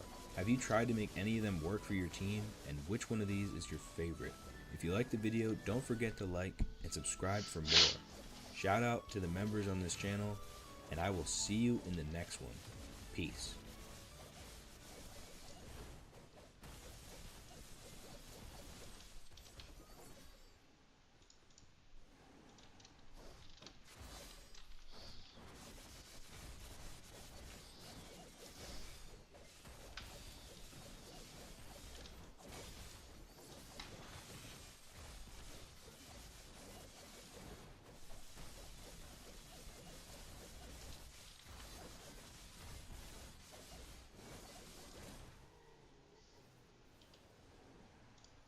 In a ROM hack where almost everything is broken and overpowered, you would think that there would be no forbidden Pokemon. A Pokemon so powerful it completely trivializes the game. Well, that Pokemon does exist, and it's Primal Cascoon. But there is another Pokemon in this game with abilities so dominant that it's not even available to the player. A Pokemon that could solo entire teams with ease. It's the abomination known as Dulion. Now, what makes this creature the threat that it is? Because stats-wise, it's nothing special. Ice normal type with only a base stat total of 560. That's less than a Pyukumuku. I mean, look at it compared to Primal Cascoon, who has a total of 721. Well, it all comes down to its abilities. It has two exclusively made just for it, but its main ability in particular is what makes it the unstoppable force that it is. Prismatic Fur. The single most broken ability in the game, and for those of you that have ever had a Pokemon with it on a randomizer, you know just how busted it is. Well, firstly, you should know that Prismatic Fur is actually 4 abilities at once. Color Change, Protean, Fur Coat, and Ice Scales. Fur Coat and Ice Scales are pretty straightforward, cutting the physical and special attack damage respectively, making Dulion way bulkier than it looks. Protean will change its typing to the same as the move it's about to use. Essentially, this gives all of its moves stab damage. And lastly, Color Change. Color Change in this is nothing like the base games, where the type changes depending on what it's hit with. No, now it changes its type before it gets hit, making sure it always takes not very effective damage or no damage at all as it becomes a type immune to the incoming attack. This gives it a bunch of immunities like electric, ground, fighting, dragon. Good luck even touching this thing. If it had just this ability alone, it would be a top tier Pokemon, but we still have 3 to go. Its other unique ability is Retribution Blow. This ability will punish any Pokemon that tries to set up against Dulion. If a stat boosting move is used, Dulion will use Hyper Beam for free, and it doesn't feel good. You can't just brute force your way through its bulk because before long, you will be taken out. Maybe you'll give it a status condition to wear it down. Well, Toxic won't work because of Color Change, and because of its ability Wonder Skin, which gives all the foes' status move 50% accuracy, is a big risk. And lastly, if you still aren't impressed with the bulk it has one more trick up its sleeve, or fins. North Wind automatically sets up Aurora Veil for it on entry, once again having the damage of both physical and special attack. There's just no way to get through this thing before it sets up and takes you out. Not to mention it gets almost any move it can want. There's a good reason it was locked away and nowhere to be found. It makes you wonder how Calvin ever got his hands on one. Of course, there are a few ways to get around it. Like with most Pokemon, it's not a fan of Destiny Bond.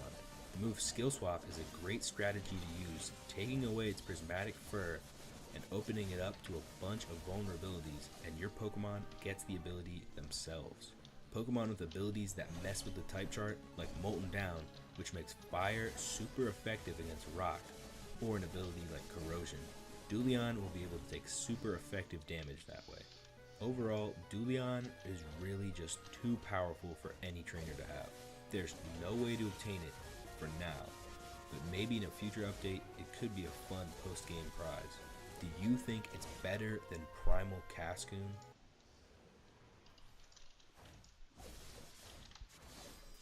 Let me ask you, can a Pokemon with 0 attacking moves actually be good?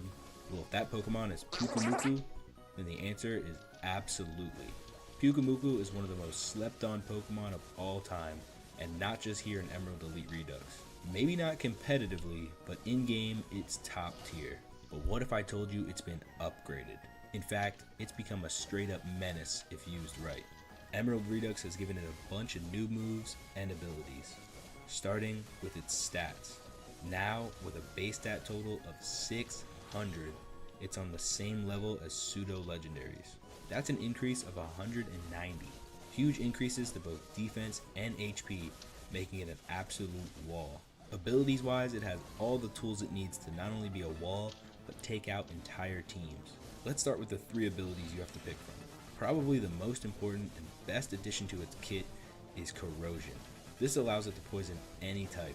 This means steel and poison type Pokemon are no longer safe from Toxic Stall. Toxic is Pyukumuku's most consistent way of getting knockouts. It can also be used as a nuke that takes out both sides. With its signature ability, Innards Out, When it's knocked out, it deals the damage back to the opponent with the exact amount of HP it has left. So if a Pokemon gets a big crit or just does a lot of damage at once, they'll end up going down as well. A good Stallmon needs good recovery. Luckily, Pukumuku has Recover, but its low speed can make it tricky to get one off in certain situations. This is not an issue now with the ability Triage. Triage gives all healing moves priority, so it has no trouble continuously healing with Toxic slowly doing its job. Choosing the other abilities over Corrosion is risky, but with access to moves like Soak, turning a Pokemon's type into water, it can still hit things with Toxic. It's also a nice way to take away Pokemon's powerful stab moves. Of course, this isn't all, as it still gets its innate abilities. Another very important one that can help it deal with a variety of threats. Its ability Perish Body will cause it and the foe to faint in 3 turns if hit. Now this does stop Pukumuku from setting up with Curse, but with access to the move Block, it becomes a really good tool. By the 3rd turn, Pukumuku can just switch out and there's nothing the opponent can do but fall to the Perish Summon. So not even Magic Guard Pokemon are safe. If you let a Pokemon get crazy with stat boosts and it's ready to sweep your whole team, its Unaware ability will shut that down, ignoring any of the foe's stat changes. It's really difficult to take it out in one shot. They can try using really strong moves because its Pressure ability will deplete their PP, in no time. It has all the tools, dual screens, rest, substitute, recycle, can even use Pain Split for damage or counter to bully physical attackers. Pukumuku is without a doubt one of the most underrated Pokemon in the game. Are you willing to use this cheat code of a Pokemon on your team? If you like this video or respect the power of Pukumuku, let me know. I will see you in the next one. Peace.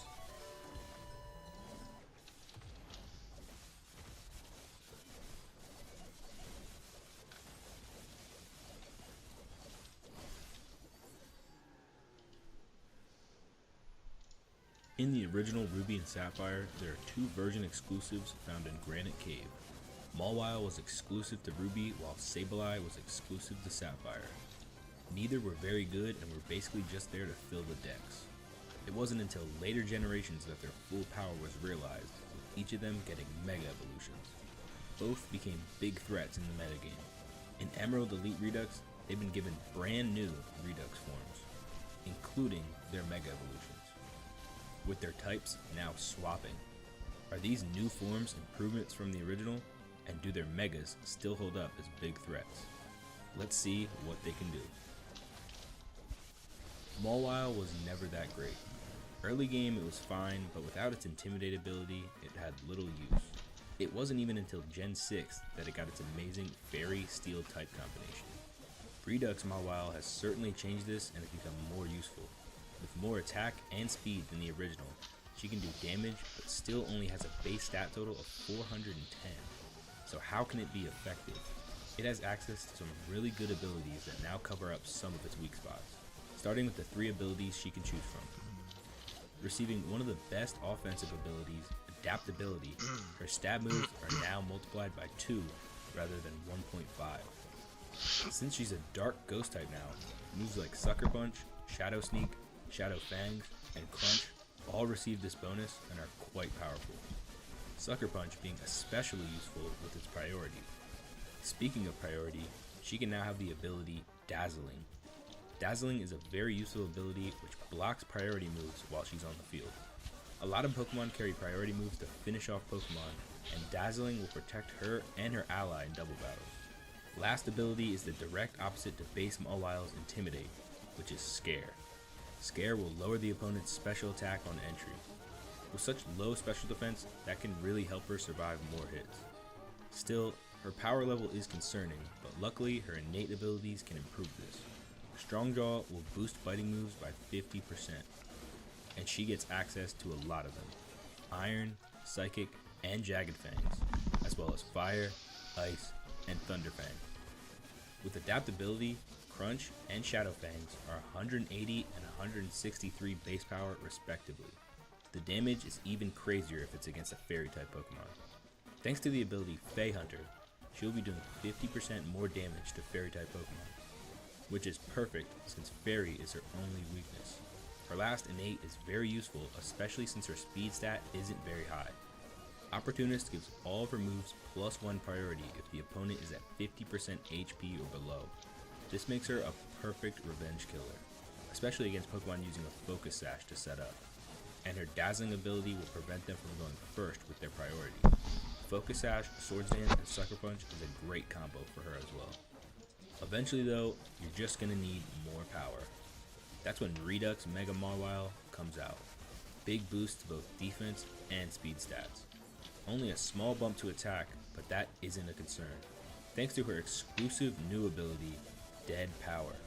Dead Power increases her attack by 1.5, making her attack essentially 157, the same as Duskmane Necrozma, as well as giving every contact move she uses a 20% chance to curse the target, if they live, that is, which is much harder to do thanks to her multi-headed ability, meaning each move will hit you as many times as she has heads, so 3 times. 2 extra chances for effects like getting cursed or flinched. Also, it's great for killing sashed Pokemon. She also has her Strong Jaw ability, which those moves are still viable. Lastly, she gets Shadow Tag. There is no escaping from this monster. With 3 immunities, Pokemon could easily just lose because they can't touch her. Redux Mega Mawile is a Pokemon you'll dread seeing. I will definitely say that the base and Mega forms have been improved from the originals. Despite having no weakness when it first came out, Sableye was pretty garbage. It wasn't until Gen 5 when it got Prankster that it was actually usable. I got solid use out of it in playthroughs using moves like Will-O-Wisp and Trick. Redux Sableye follows the trend as a solid supporting Pokemon. In fact, its stats are the exact same, but it's now a Fairy Steel type. With 1 extra weakness, but 7 more resistances, it's a fair trade. As far as abilities go, it still has the top tier Prankster ability. This gives all status moves +1 priority, allowing it to use Will-O-Wisp first, cutting down an opponent's attack stat, or Thunder Wave to cut down their speed. It's a little riskier, but it can even be used to put your opponents to sleep using Hypnosis. Its other ability is Magic Guard, meaning it can only be hurt by direct attacks, letting it... Welcome back to the Emerald Elite Redux 2.0 playthrough. Last time we collected the 5th gym badge in a close battle with our father Norman. The team needed a rehaul, now with 3 new members. Gary, the Escargonite with its ability Simple, Shell Smash can set it up for destruction. 3-Pete, the Redux Dodrio, a fast, powerful, dark poison dragon type. Its multi-headed ability is perfect for Sash Pokemon. Last, we have our boy Wiggles, the Grimmsnarl. The perfect support Pokemon with dual Scare and Intimidate paired with its ability to set up dual screens. Arguably our best addition so far. Since we beat the 5th gym, we've unlocked Mega Evolution, and since the beginning I've known who our Mega will be. The Queen, Lettuce. But we'll need to fight to get the Meganiumite, our first chance to show off what Gary can do. After a Shell Smash, it's able to stop her first 4 Pokemon with ease.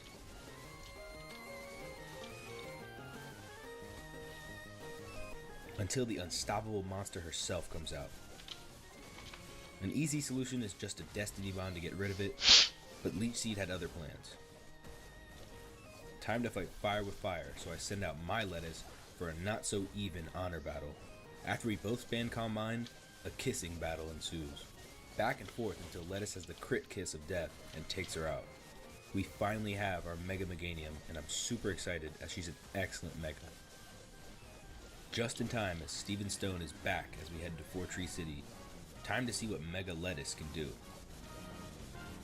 There we go, there she is in her full power. His Bastion lead can't do enough damage, so we spam Calm Minds to set Lettuce up for a sweep. After taking it out, she's ready to go. But a Focus Sash Kartana immediately ruins his plan and destroys Lettuce with an Excalibur. Luckily Kyle is fast enough to finish it off. Metagross is too big-bodied however, so Kyle can only get it down to the red. 3-Pete's power is on full display. His dreaded Genesect comes out, but we won't do enough damage.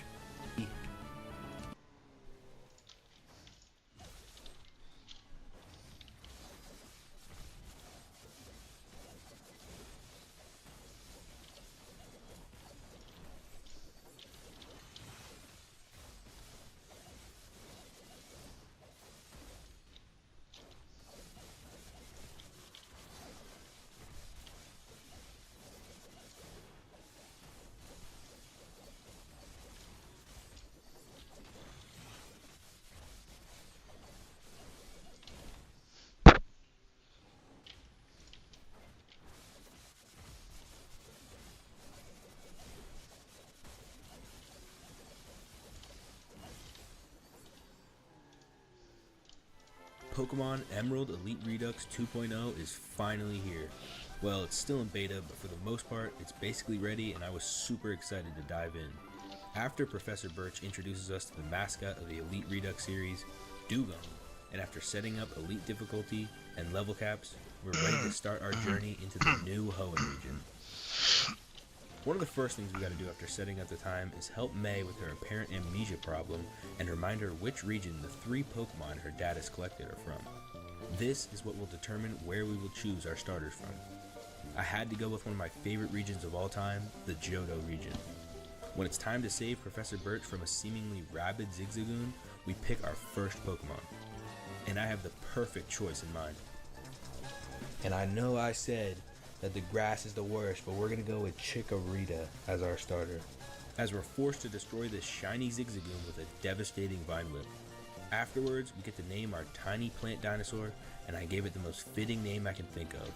Lettuce will be the Pokemon who carries us through this elite level challenge, and our first trainer battle lies before us.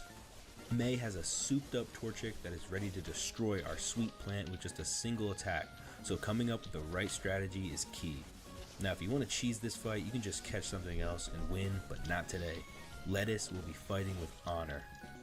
No leveling up, just starter versus starter. Lucky for us, Lettuce gets Grassy Surge as an ability and gets Grassy Glide right off the jump, so speed won't be an issue, but power certainly will be. We're going to need to hit it hard first with a Body Slam, then clean up after surviving with a Focus Sash. Well, that plan actually wasn't the best, but not getting burned and paralyzing Torchic allows Lettuce to get her first victory. With the first battle out of the way and our Pokedex acquired, we can begin building our first team. And I think you all know who we're going to be picking first. There he is! There he is! That's our boy! That's right, Fido is now officially in Emerald Redux and I had to have him. I make sure he's in his love ball because I love him already, and I name him Good Boy. Staying on this route, I decided to grab a Ponyta, but not just a regular Ponyta, a shiny Ponyta, and name him Heater. I know my nickname game is top tier, and trust me, it only gets better. Now I want a strong defensive switch in, so I grab Mr. Aaron here with a solid steel typing and name him Rogers. Aaron Rogers. And for the final 2 slots, we find a nice shiny Bidoof and name him Arceus 2, and then after noticing we lack special attackers, decided to grab Little Ralts.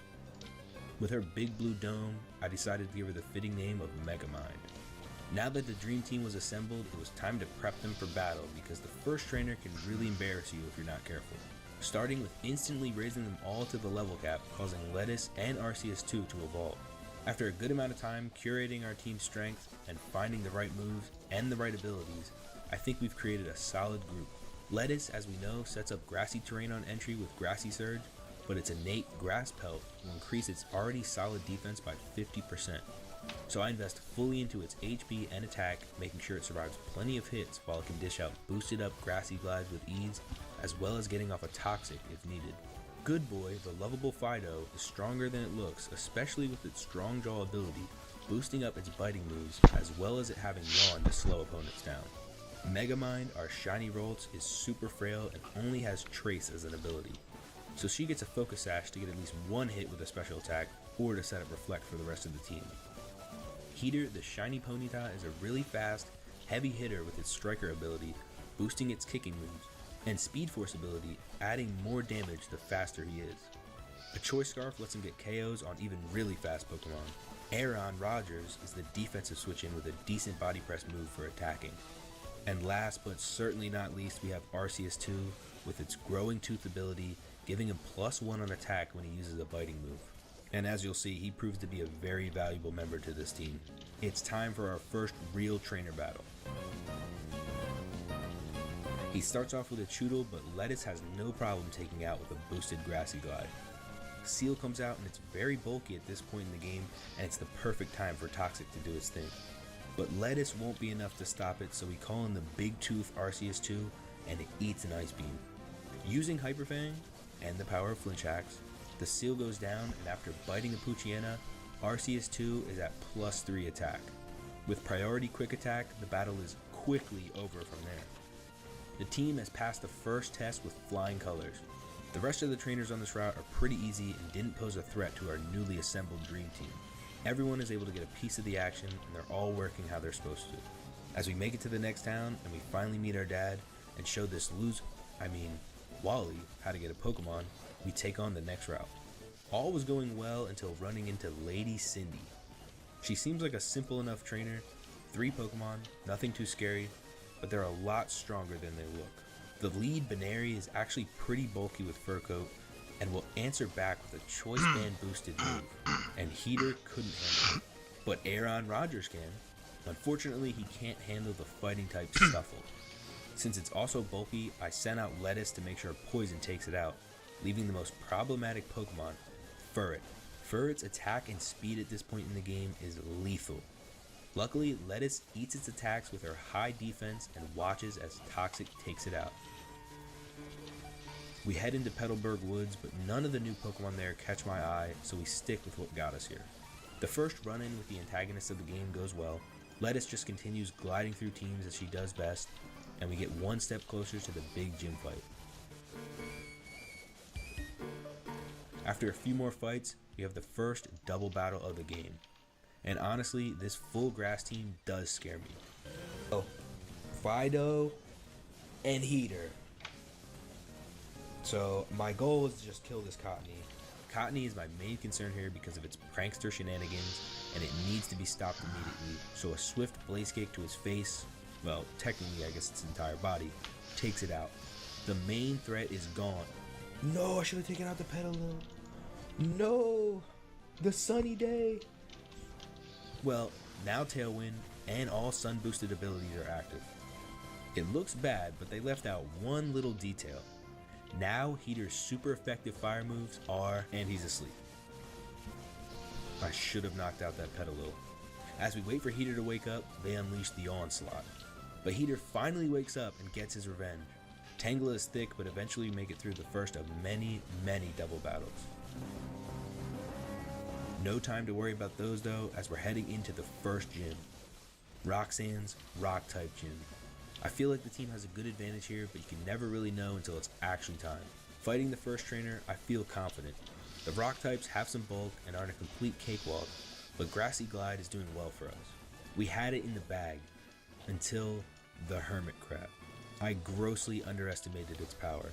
It was hitting me harder than I was ready for, but its weak armor ability allowed its speed to creep up on me, and before I knew it, it was outspeeding my whole team.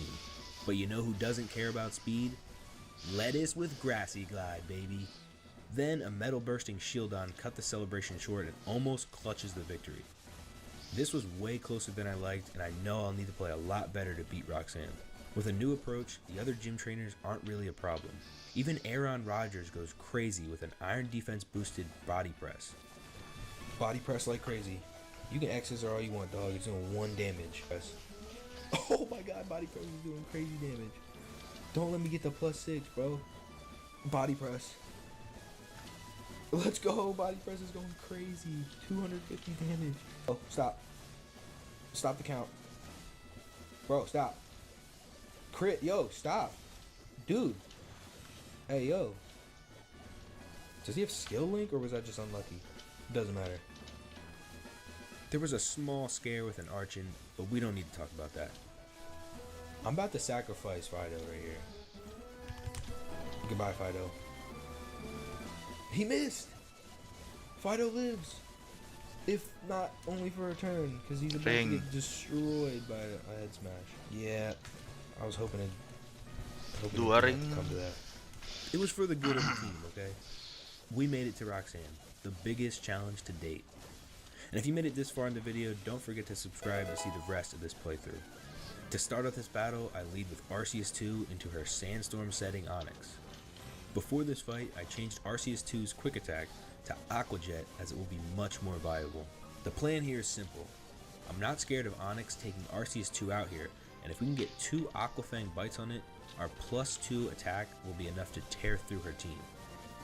The Rough Skin and Sandstorm combo does more than anticipated, but we get the +2, so the rest of the rock types shouldn't fear me. Unless she sends out a flying dark bird. So Aqua Jet wasn't enough to take it out, but this is why we have Ralts for situations like this. perfect opportunity to take out a problem Pokemon. Oh no, don't get the flinch. Please don't flinch. We're screwed if we get flinched. Well, that didn't work. Time for plan B. Aaron Rodgers was able to put in some nasty work in the earlier fights and just needs some setup with iron defenses and it sweeps. He sets up after about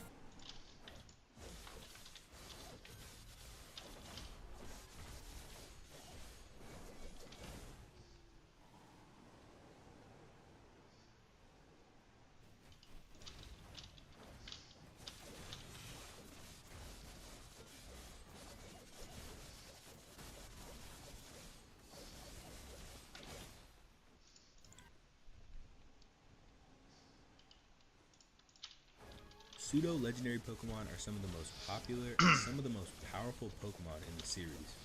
One of the most underrated pseudo-legendaries in my opinion is Komo-o. So overhated. Dragonite was the first of the pseudo-legendaries and surprisingly doesn't have any additional forms, except in this game it did receive a Mega. Others did get additional forms though. Tyranitar, Metagross, Salamence, Garchomp all got Mega Evolutions, and Goodra got a regional form. These Mega Forms are in a very special group of Pokemon with a base stat total of 700 plus. Emerald Elite Redux has taken two of the most popular of these Pokemon, Garchomp and Tyranitar, and revamped them with brand new Redux forms, including Redux Mega Evolutions, which are new for version 2.0. In this video, I will go over what these new forms can do and if they're worth using.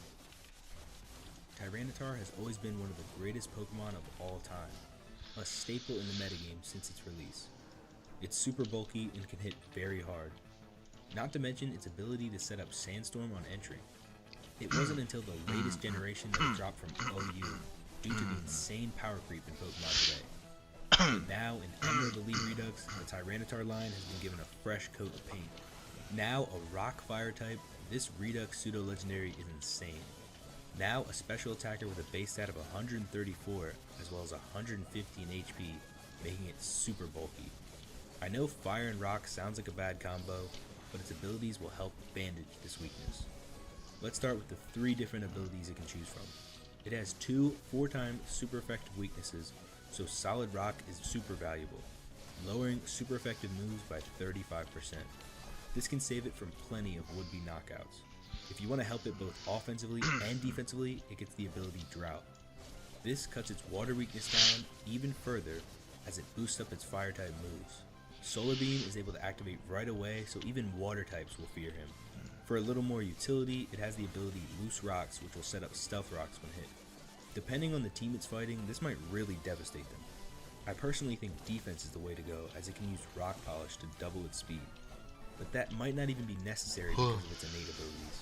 Furnace will give it a +2 in speed if it gets hit with a rock type move. Its weaknesses are becoming less and less of a problem. Magma Armor will reduce damage from water by 35% as well as ice, and it can't get frozen. Water will only serve to activate its weakness policy at this point. Rock types won't even be able to resist the fire type power Redux Tyranitar has because of its Molten Down ability. Now rock types are taking super effective damage from fire type moves. The coverage on this Pokemon is ridiculous anyway. Psychic, Focus Blast, Sludge Wave, Shadow Ball, Dragon Pulse, Dark Pulse, Earth Power, even Diamond Storm. You have to fear all of it. This is not even its final form, however. This Redux form can Mega Evolve. With a base stat total of 700, it's now even faster and bulkier, now hitting with 150 special attack. Absolute monster. Its water weakness is now eliminated completely. Its ability Evaporate doesn't just give it water immunity, it sets up Mist, eliminating all stat drops. As well as maintaining Furnace and Molten Down, Mega Redux Tyranitar is extremely difficult to take out. Setting up is very easy and can instantly threaten the team. Its Magma Armor is now Primal Armor, which reduces super effective damage by 50%. Ground type attacks are really your only way of stopping it. It's on the level of a cover legendary and it shows. Garchomp is one of the most iconic Pokemon and is one of the best Pokemon in VGC. It's also been a victim to power creep, dropping all the way to UUBL. The new Redux Garchomp would have no trouble keeping up now. Redux Garchomp is now a water ghost type and is very powerful. With 110 speed and 140 in attack, it's built to be a sweeper. It's not super bulky, but it can definitely handle a hit or two. But getting KOs will actually help with this. One of its abilities, Predator, will heal it by 1/4 its HP with each knockout. Running a focus sash to set up doesn't leave it as vulnerable to a switch in trying to get a quick takeout with a priority move. Water types are obviously great on rain teams, but it's because of its ability Sea Guardian that it becomes an even crazier threat. Sea Guardian will give it +1 to the tie stat in the rain. This will most certainly be attack, so water type moves from it will be devastating. It can be tricky to set up though at times if it's not already on a rain team. Another ability you can choose from is Fatal Precision, which will ensure all super effective moves hit and will give them a 20% boost. Lower accuracy moves like Guillotine and Poltergeist will benefit from never missing, but that increase in damage lets some of its lower powered coverage moves become even more of a threat. The power increases continue to mount with Garchomp's innates. Keen Edge will increase slashing moves by 30%, a life orb boost without losing health, and a surprising amount of moves in its move pool get this boost. Slash, Shadow Claw, Breaking Swipe, Psycho Cut, and Cross Poison. Its coverage is insane. It can take out so many different threats, including Pokemon who think a Focus Sash saves them, because of its hyper aggressive ability causing all of its moves to hit twice. This essentially adds 25% damage to all of its moves and can add a second chance for secondary effects or for a crit. Hydration will cure its status conditions in the rain. Not game breaking, but it doesn't have to worry about a burn destroying its attack. One of the biggest disappointments in the base game is that Garchomp's Mega Evolution was not really an upgrade due to its loss in speed. Mega Redux Garchomp does not follow this trend. This unholy Ghost Shark is a straight up killer. Its stats become unbelievable. Attack only goes up by 10, but its speed raises to 140. Defenses have also improved, making a Pokemon you need to take out quickly stick around longer. Its innates are hyper aggressive and Keen Edge still, but it swaps out Hydrate for Predator. All very good to have at once, but its signature ability is crazy. Haunting Frenzy gives all of its moves a 20% chance to flinch, and gives a +1 to speed from a kill. After one kill, there really isn't that much that can outspeed it. Eventually, even Tailwind won't save you. You can invest solely in attack and get a revenge kill with Shadow Sneak, and your speed will be top tier. This is still one of the most dangerous attackers you could ever have on a rain team. Base Redux Garchomp can come into the rain, get the +1 on attack, then Mega Evolve, and after a quick kill will basically have used a Dragon Dance with 0 damage taken. It outspeeding everything means the chance to flinch from Haunting Frenzy is always in play. A 20% chance to kill anything is so broken because nothing is going to survive 2 hits from this. Flinches will be so clutch. One of the greatest Redux designs and one of the greatest Mega Evolutions in this entire game. As you can see, giving Pseudo Legendaries buffs, as well as giving them Mega Evolutions with 100 extra in their base stats, you get some incredibly powerful beings. Both would be excellent Mega slots for any team and have really done these Legends of the games justice. If you want to see more breakdowns of powerful Pokemon in this game, don't forget to subscribe and leave a like.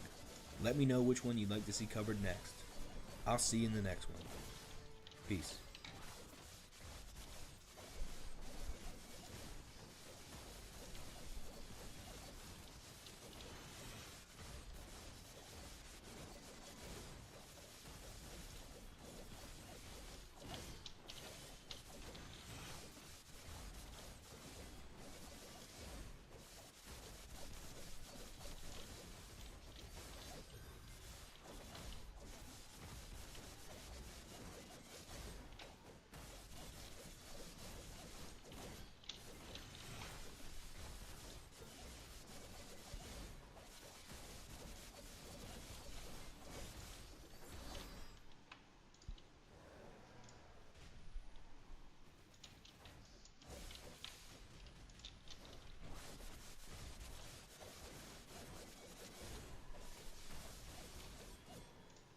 The Poison type was always one of the weakest types in Pokemon.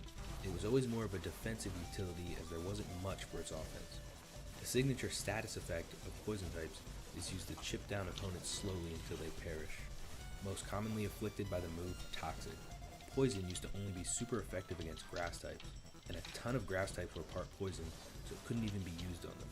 That was until Gen 6 came along and introduced a fairy type, and it created a new offensive utility and a resistance to what many call the best type in Pokemon. But unfortunately, there still wasn't a ton of great poison types to pick from until more recently. Emerald Elite Redux has added more moves and abilities, as well as brand new powerful Mega Evolutions that are ready to join Mega Gengar as one of the greatest of all time. Both Nidoking and Queen, Mega Swalot, and Mega Crobat. All four have a unique set of skills that allow them to thrive, but which of these are the best, as you only get one to pick from, and if you're doing a poison monotype run, the choice is very important. Today, we'll start with what I found was the worst, and go through until we have the greatest poison type Mega Evolution. Although its name suggests it's royalty, Mega Nidoking doesn't wear the crown as the best new poison Mega. But before we get into why, let's look at the where. At the exit of the most southern part of Rock Tunnel, a trainer waits to be challenged. In this double battle, you're tasked to defeat both Mega Nidoking and Mega Nidoqueen. Even in this battle, you should be able to see how Nidoqueen outclasses the king. It's still a bit of a tricky battle if you're not prepared. But afterwards, you receive both of their Mega Stones. So what does the Nidoking get you? When you Mega Evolve your Nidoking, it receives a large increase in its attack and speed, as well as slight boost to its defense. 145 is a very good attack stat, and it's sure to do damage, but it's not going to be enough in a lot of cases. So, what tools was Mega Nidoking given? Its main ability is Sheer Force, which increases the attacking power of moves with secondary effects by 30%, but drops those added effects. It gets plenty of moves to take advantage of this. Don't think about intimidating it either, as it gets King's Wrath, raising the attack and defense of it, and its allies by 1 if it gets its stats lowered. Giving it a free bulk up will only make it that much harder to deal with. It gets Rivalry, which causes moves to do 25% more damage to Pokemon of the same gender, and Normal to Pokemon of the opposite. I find this ability to be a waste in most cases, as you don't get a lot of control with it, and most of the endgame has genderless legendaries anyway, so it's a wasted slot. The last innate it gets is another brand new ability, Mighty Horn. This allows its horn and drill-based moves to do 30% more damage. It has a very diverse set of options when it comes to these, and it can really build a bunch of different sets. Some moves include Poison Jab, Drill Run, Horn Drill, Peck, and Mega Horn. Some of these moves have secondary effects, Aduh, so they will jangan get the deh, sheer anjir. force boost as well. 2 different boosts plus stab makes Poison Jab very reliable. It even gets access to Dragon Dance to help it turn into a sweeper. So why is it 4th on this list? Well, its defenses are still not that good, and having 4 super effective weaknesses, including super common ones like water and ice, make it die too often, and without the Dragon Dance boost, it struggles to outspeed or get kills. It might have better luck in double battles, but for a majority of the time, I wished I got more from it. Coming in 3rd place, we have the Queen herself, Mega Nidoqueen. Now, Nidoqueen has always played second fiddle to Nidoking in the main series, and was just never that great. I thought that would be the case here, but Nidoqueen has been given slightly better tools, although they're pretty similar in some ways. But if we're talking about their stats, they're definitely opposites. Mega Nidoqueen has transformed fully into a special attacker. Its attack stat has actually been lowered even more to boost its special attack, so now it sits at 125. Both its defense and special defense have been increased as well to 112 and 110 respectively. This makes it quite bulky, so it has more chances to hit opponents. Just like Nidoking, it has Sheer Force, which I find more useful on Nidoqueen because a lot of special attacks have secondary effects. Queenly Majesty will block any priority move from touching it, and I think we've all been hit with a surprise extreme speed in this game at least once. Adding to its bulk, it has multi-scale. This will have the damage it takes when at full health, almost guaranteeing it gets 1 turn to attack. Lastly, it mirrors Nidoking's ability, King's Wrath, with Queen's Mourning, raising its special stats by 1 if it has a stat lower. Like I said, a lot of special attacks have secondary effects for Sheer Force to take advantage of, and Mega Nidoqueen gets access to a lot of them. Powerful moves like Thunder, Blizzard, Fire Blast, Focus Blast, as well as stab moves like Earth Power and Sludge Wave. Unfortunately, not much in the way of setting up, but the diversity of its move pool and power will take out a lot of Pokemon. Now it's very clear both of these Megas were made to be in double battles, given their skill sets, and no question they're definitely more of a threat that way. And they could pair really nicely together, but you can only have one per battle. Regardless, I think Nidoqueen is just more useful in both situations. Not by much, but I had less trouble using it effectively. The same cannot be said for the final two Mega Evolutions. The Poison-type Mega Evolution coming in second place is actually a Pokemon with 3 types at the same time. That Pokemon is Mega Crobat. Crobat is one of my favorite Pokemon of all time, and is the only reason I don't full-on hate Zubat. It's always been really fun to use in the main game, although it's never been really that great competitively, but Cyrus and Triple Question Mark used one, so who cares what they think. Regardless, now it's been given an amazing Mega Evolution that lives up to my expectations and more. First, how do you get one yourself? In the back of Dewford Manor, an old lady is there keeping the Mega Stone for herself. She isn't too much of a challenge though. After you beat an old woman and steal the stone, you can unlock this monster. Its Mega Form has increased its attacks and speed greatly while lowering its defense slightly. Don't let the 140 versus 110 in the attacks fool you. Both a special attacking set and a physical attacking set are viable. The defensive drop isn't too much of an issue, and you'll see why in a bit. But first, let's talk about how the developers of this game gave the Mega 3 different options to choose from for its ability. For more of a support option, it gets Scare, which lowers the opponent's special attack on entry. For its special attacking sets, it gets Amplifier, boosting its sound moves by 30%. And for its physical set, it gets Nosferatu, which boosts contact moves by 20% and heals back 33% of the damage dealt. So right away you can see its versatility. It will always have the ability Phantom, making it a Ghost, Flying, and Poison type, meaning it has 3 immunities, but it also has 6 super effective weaknesses. It has the unique ability Spectral Shroud, making normal moves Ghost with a 10% boost while also giving them a 30% chance to badly poison the foe. And to keep it alive longer, it has Shadow Shield, having the damage it receives at full health. Personally, I prefer the Nosferatu physical set, as it doesn't need to set up to have power, and it can heal back damage easier, potentially activating its Shadow Shield more than once. Great moves like Brave Bird, Cross Poison, Leech Life, and Hyper Fang allow it to hit many type combinations and more chances to heal. Only issue is you can't set it up for more power, unlike the special set, which gets Nasty Plot and the Ghost Stab Amplifier boosted Boom Burst. Very few Pokemon will enjoy getting blasted with that. A Nasty Plot feels almost necessary for its other moves to be consistently reliable.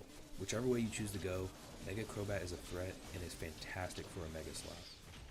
That means that the best new Poison-type Mega Evolution is Mega Swallow. Honestly, this was completely unexpected. When I looked at the new Megas, I didn't see anything too crazy or special about it at first glance, but many of you pointed out to me how incredible it is.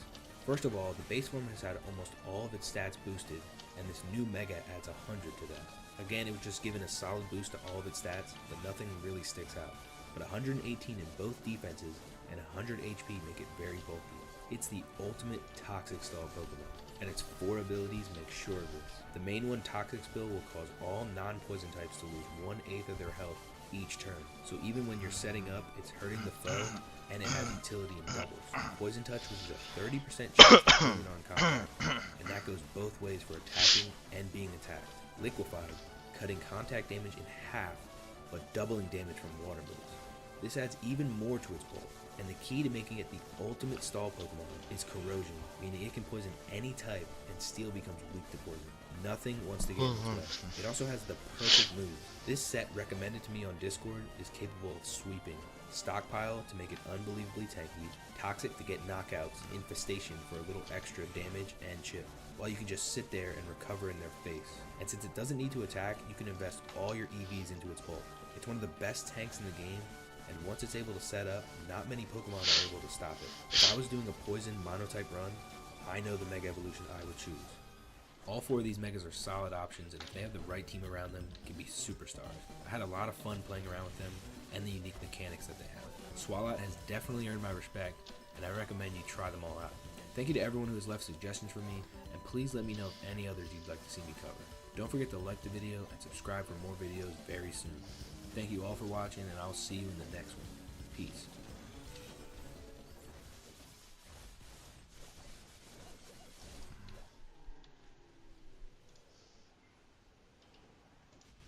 Land, sea, and sky. Each has its ruler: Groudon, Kyogre, and Rayquaza. These extremely powerful Pokemon make up what fans call the Weather Trio.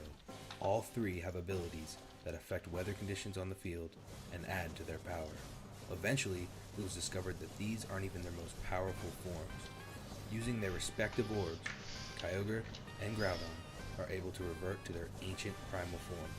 Rayquaza, however, became the first Pokemon to ever Mega Evolve and isn't restricted by its held item. Back in Ruby and Sapphire, it was clear Groudon was at a disadvantage, being weak to Kyogre's water and unable to hit Rayquaza with its ground stab. Still, a very powerful Pokemon and one of the best introduced in Gen 3. When Omega Ruby Alpha Sapphire came out, its primal form gave it an ability and a new type, Fire, to help with its disadvantage. No more water, ice, or grass weakness. The new ability, plus the increase in power, took it to the next level. In fact, all three of the Weather Trio were extremely dominant. Just look at all their placements in the 2 years they were allowed in VGC. Without at least one or both of them on your team, you couldn't place in the top 20 plus. All three were pretty even, and it was hard to say which was the best.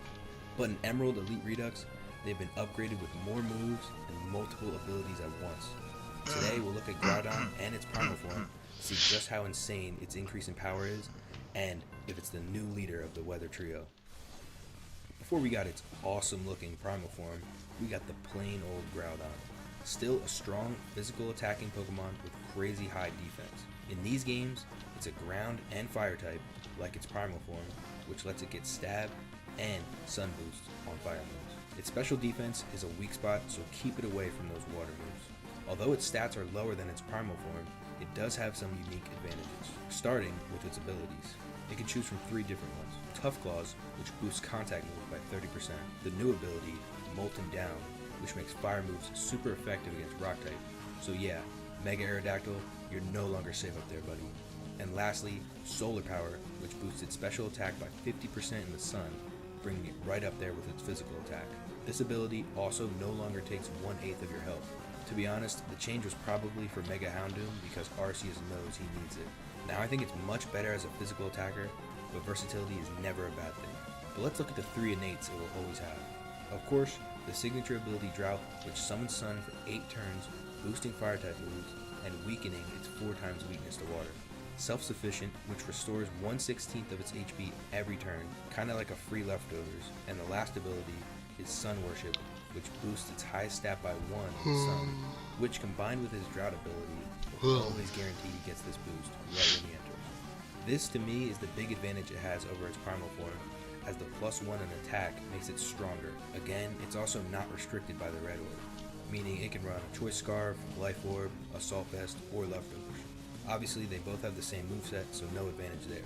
I found that Rock Polish is very important and doubles its mediocre speed and allows it to potentially sweep through teams. It also gets Swords Dance, so if a Pokemon can't take it out in 2 turns, it can become unstoppable. Precipice Blades is now 130 base power and 100% accurate. It has also been given new powerful moves like Victini's signature V-Create or Flare Blitz for its fire-type stab. It gets the physical equivalent to Solar Beam and Solar Blade to kill water and ground types in the way, and the new Strength, now 100 base power and 100% accurate rock move. There are many, many ways to use Groudon, and it's going to be a force no matter which route you choose to go. Now, Primal Groudon definitely has its base form beat in the looks department, especially the shiny forms, but how much stronger is it in battle? Honestly, I was a little disappointed in the Primal form. The Primal form is like a Mega Evolution in that it adds 100 to its base stat total. For Groudon, half of this goes to its special attack, and the other 50 is split 30-20 between its attack and defense respectively. The problem I have is that regular Groudon already has an ability that boosts its special attack to this level, and like mentioned before, base Groudon gets the +1 on entry, so is there really an advantage in power? Let's look at Primal Groudon's abilities. It doesn't have to choose like the base form and gets both Tough Claws and Molten Down. It gets the signature Desolate Land, which is a never-ending form of drought that also evaporates all water on the field, so no more water type weakness. It also gets Primal Armor, which will reduce super effective moves by 50%, and the only weakness that it is ground, meaning no moves are really super effective. It can make it quite difficult to take out, but these abilities still don't make it much better than the base form. Both are still incredibly strong, but I see no reason to choose Primal Groudon over the base form. So, how does Groudon stack up against the others of the Weather Trio? I'd say it's definitely the worst of the three. Kyogre and Rayquaza are both better with their alternate forms, which means they're actually getting upgrades. Kyogre has some similar issues with its base form being close in strength to its primal, but I can still make the case it's an upgrade. Rayquaza has no issues like that, as it can Mega Evolve whenever it wants and can hold whatever it wants. The other reason is they both have abilities that can boost up their speed, allowing them to invest in other areas and sweep much easier. I've made videos on both of them in the past if you want to see their skill sets. It seems as though, once again, Groudon is in their shadow. Defense wins championship. At least that's what they say. But in a game where new strong threats continue to pop up, it seems like whoever gets to hit first will ultimately win the game. This seems especially true in a ROM hack like Emerald Redux, where tons of Pokemon have been buffed with new moves and new abilities, in which they get to have 4 at the same time. This has created some seriously powerful sweepers that, if they catch you off guard, can end your team in a few turns. Where are the switch-ins? If all these buffs can make super powerful sweepers, then surely they can create some super bulky walls. Look no further than the original tanks of Mega Evolution, Mega Aggron, and Mega Steelix. These steel monsters are famous for their incredible defensive stat. While they weren't anything too special when they were first introduced, they have now been given greater tools for success and have become 2 of the greatest defensive walls in all of Emerald Redux. Steelix has always been known for its outstanding physical bulk. Back in Generation 2, it was a great wall used to stop powerful normal type threats using its fantastic steel typing. Now, Steel's main purpose is to serve as a defensive typing, as it has 10 resistances and an immunity with only 3 weaknesses. However, as the generations went on, more and more powerful moves and Pokemon began to pop up along with the physical special split, meaning it couldn't just wall out certain types anymore. And Steel is a poor offensive typing, so not being able to get things out of the way and having no recovery made it difficult to be viable. This made it very hard on Steelix, especially with its poor special defense. When Generation 6 came along and they finally gave it a Mega Evolution, there was hope, but sadly it didn't fix much for Steelix. I always was a fan of Mega Steelix's design, so I was disappointed that it wasn't great, but luckily, Emerald Redux has given it some much needed upgrades. Starting with its stats, it's been given boosts to both offense and defense. Its unbelievable 230 defense is the same, but the attack has been raised to 145, and its special defense has been raised to 105. It also has had its speed lowered, which can boost its gyro ball damage, or makes it even faster in tripling. Now I know you may be thinking, 105 special defense still makes it vulnerable to special attackers. That was just the beginning of its upgrades. Primal Armor, its main ability, reduces super effective moves by 50%, essentially eliminating its weaknesses. You'll need to hit it with some serious power to get through, but it needs more. It gets Lead Coat, which raises its defense by 40%, bringing its defense to unreachable levels and allowing you more EV investment into its HP and special defense. This also drops its speed by 10%, but like I said, that's a positive. It gets Impenetrable, which means it will only be taking direct damage. No poison, burn, or frostbite damage will hurt it. You're going to have to get through it to stop it.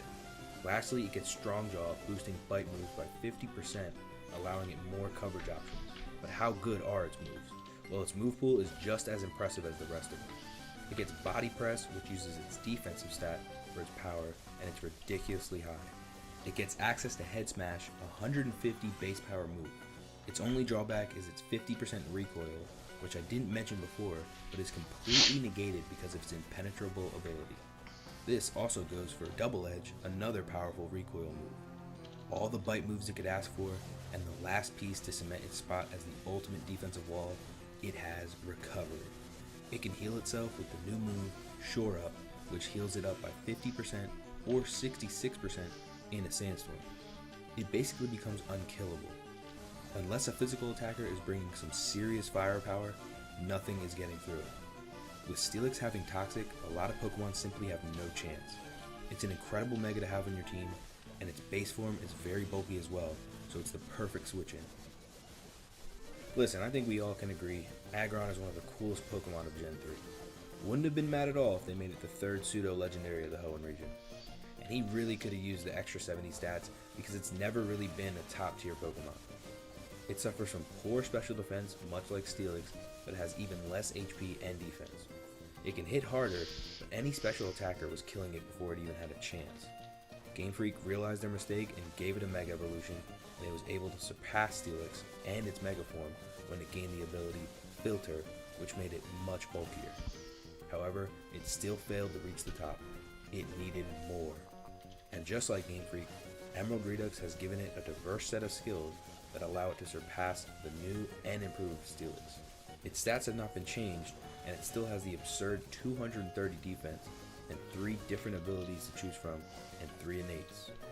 3 you can choose from are Juggernaut, which gives contact moves 20% from its defense, meaning investing in defense will actually help its offense. Heatproof for a more defensive route, which halves damage from fire moves, and Iron Barbed for a mix of both, causing the foe to lose 1/8 of its health if it's contacted. All 3 of its innates are shared by Mega Steelix in Impenetrable, Lead Coat, and Primal Armor.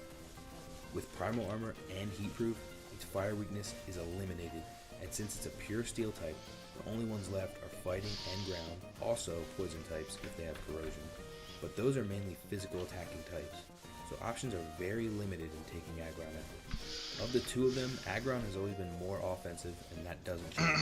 It gets thunderous attacks like Heavy Slam, Body Press, Earthquake, Fissure, Outrage, and Head Smash. Using moves like Curse to bulk up its attack and defense further will lead to it destroying anything that can take it out. And yes, it gets recovery with Slack Off, so you can't just hope to wear it down over time.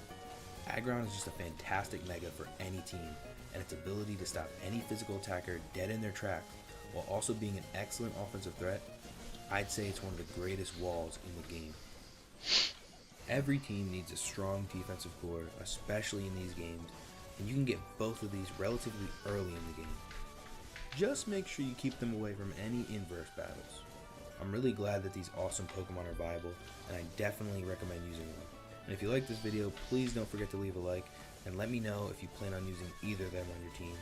And let me know of any other Pokemon you'd like to see me cover, and watch.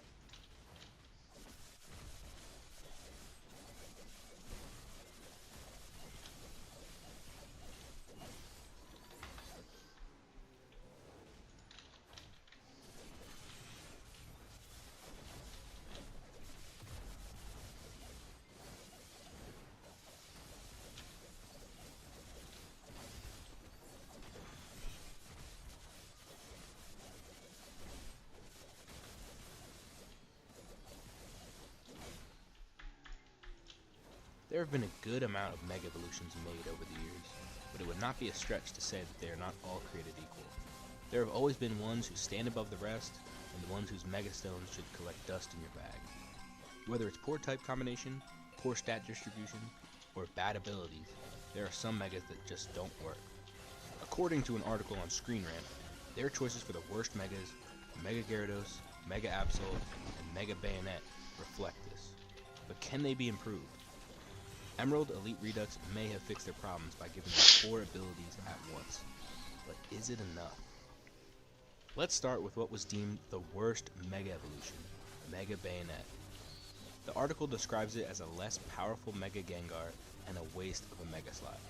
In this game, they have boosted its stats even higher to help it out, going from 64 to 84 in HP, 75 defense to 105, special defense from 83 to 103, and speed from 75 to 103. Just a major boost all around, making it bulkier and faster to help it use its massive attack stat. For its 4 abilities, it still gets to keep Prankster, which is an amazing ability, giving status moves like Destiny Bond and Thunder Wave priority. It also gets Intimidate, lowering the foe's attack. The base form already gets Scare, which lowers the special attack. It gets Magic Guard, so it can only be damaged by attacks. It doesn't have to worry about burn or poison damage. And lastly, the new ability, Soul Eater, which gives Bayonet 1/4 of its HP back when defeating a foe. It has also been given some good moves to help it do what it wants to do. It has been given the normal type in this game, which not only gives it 3 immunities, it has 1 weakness being Dark. It also gives its Fake Out Stab. Good status moves like Will-O-Wisp, Thunder Wave, Grudge, Destiny Bond, and Parting Shot give it plenty of options. It can also take advantage of its massive attack stat with moves like Sucker Punch, Play Rough, Spectral Thief, and Knockoff. They've given Mega Bayonet plenty of tools to succeed. Mega Absol was deemed the second worst Mega Evolution.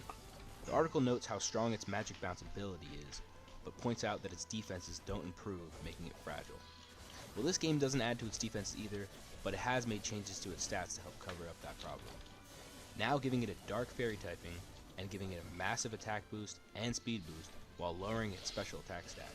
A powerful base 175 in attack and speedy base power of 125, Mega Absol wants to hit hard and fast. However, it does get rid of its magic bounce ability, so what does it get in return?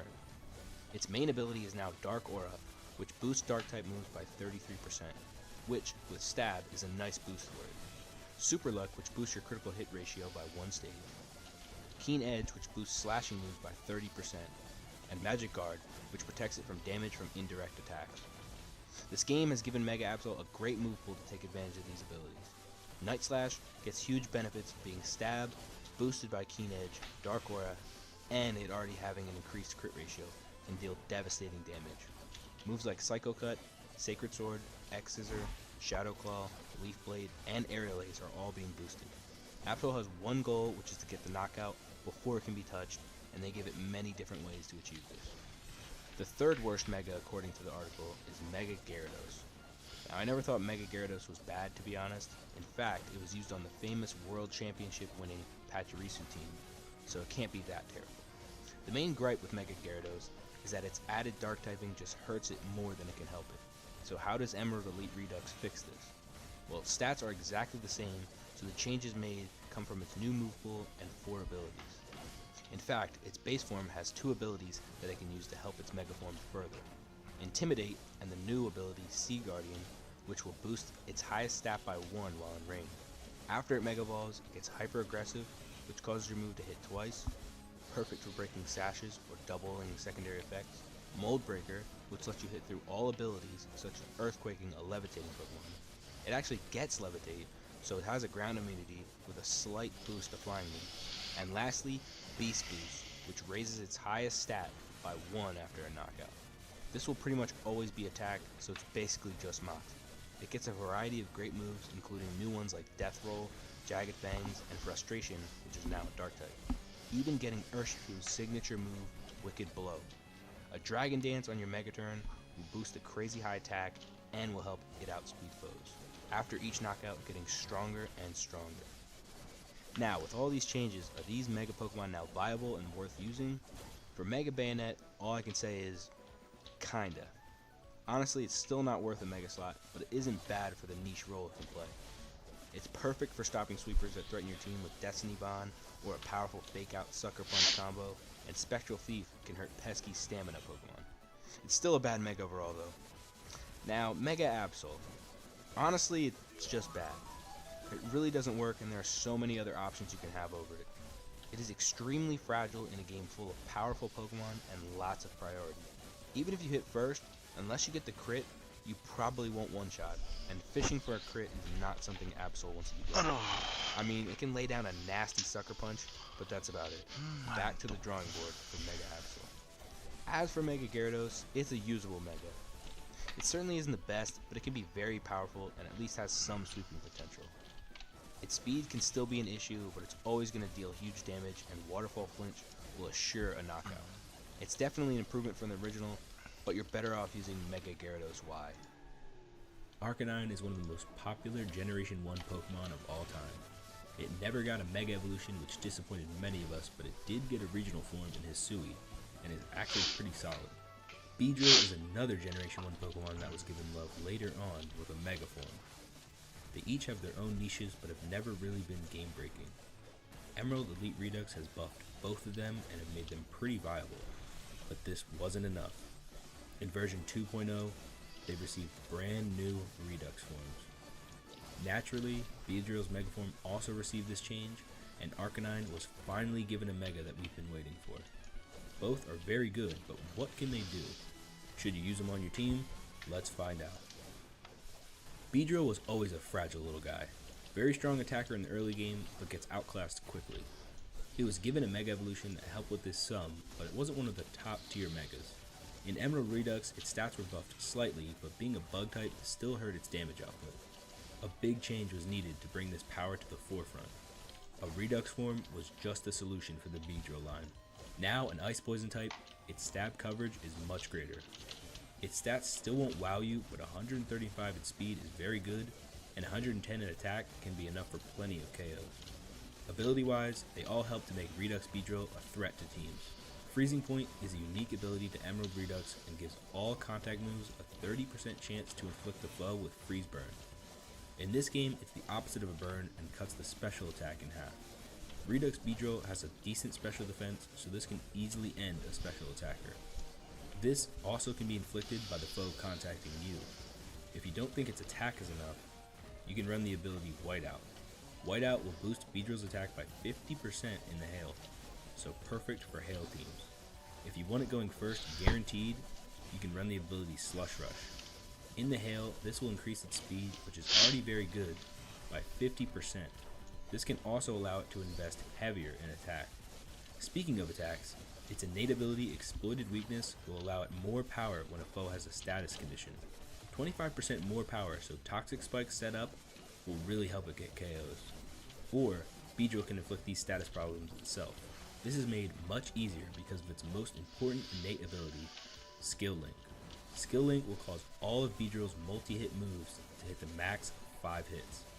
Moves like Toxic Needles, Icicle Spear, and Peck hit all 5 times and give a much greater chance for that poison to set, or if you're running Freezing Point, 5 chances for that Freeze Burn. The earlier you can inflict it, the more damage you'll put out. Its Levitate ability will not only give it a ground immunity, but it will increase its flying type moves by 25%. So Peck is a very reliable skill link move to use, with the total base power being 156. No drawbacks either. So overall it's pretty decent. If you watched part 2 of my playthrough, which you should totally check out by the way, you'll see how reliable it can be. Overall, a solid change. But of course, they couldn't forget about its Mega Evolution. Nearly all of its stat boosts go into its attack and speed, now 150 and 175 respectively. An explosively powerful glass cannon. There's simply no way around it. If this thing's going first, it's going to do unbelievable damage. As far as abilities go, nothing changes except for one of its innates. Losing Levitate, losing the flying buff, and gaining a ground weakness sounds bad, but what it gets in return, adaptability, more than makes up for it. It's not meant to survive hits anywhere. It's there to blow up teams that don't have the speed to stop it. Giving its poison and ice moves an additional 50% more damage on top of its base attack going up by so much will make it a nuke. Even if you're afraid that priority will finish it, its Ice Shard is disgustingly strong. Its main ability now is Freezing Point, and that's probably the best it could have. Mega Redux Beedrill is absolutely a great choice for a Mega and will help many of you in your playthroughs. Arcanine is one of my favorite Gen 1 Pokemon. It's a super cool fire type who we all thought was legendary at some point, but it was never on that level competitively. In the games it's great to use, but it did struggle in competition. That is why I love its new Redux form. Retaining its fire type, but adding grass and upgrading its look with a sick design, including its shiny. Stats wise, in this game, Arcanine is a pseudo legendary and has pretty rounded stats, attack and speed being the most prominent. Ability wise, it makes up for some of its shortcomings. Getting the opposite of what made Arcanine so good, Scare, lowers the foe's special attack on entry, unlike Intimidate, lowering attack. This will increase its survivability and can let it set up easier for more power using moves like Bulk Up. With its new ability Fertilize, all of its normal moves become grass and get a 10% boost. Moves like Double Edge and Thrash become really strong with this power increase, but the move I think benefits the most from this is Extreme Speed. 88 base power stab priority move can really give Pokemon problems. That's not its only attack increasing option though, as it gets tough Kalau claws, spot boosting penuh, contact terus moves kok by bisa dapat jam 30%. segini kok? This Tadi still dikasih temen. benefits Extreme Speed really Lu well. mau spot nggak? but Gue other ngantuk. moves like Power Whip and Flare Blitz do crazy damage. On top of this, its innate ability Raw Wood will increase all grass moves by 20% and Ngantuk gue. halves damage from grass moves. Gue gak kuat 30 Not menit that you lagi. would Ada yang mau use spot? grass anyway, but now it basically does nothing. It's good if you switch into it though.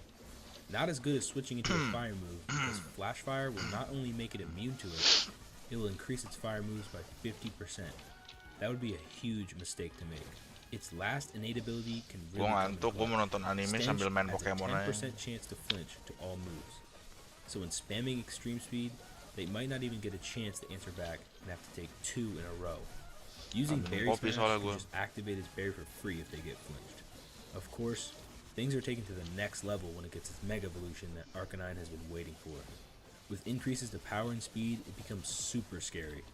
145 in attack, 135 in special attack, and 130 in speed. Now you have to worry about both attacks destroying you. While I think its attack is its best bet, its special attacks can still be dangerous. The speed increase is really nice as you won't need to rely on extreme speed as much. As far as abilities go, everything stays the same as the base form, but Flash Fire was replaced.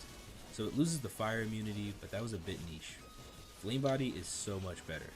Not only can it burn foes that contact it, it has a 30% chance to burn them with all of its contact moves. Extreme speed just gets better and better.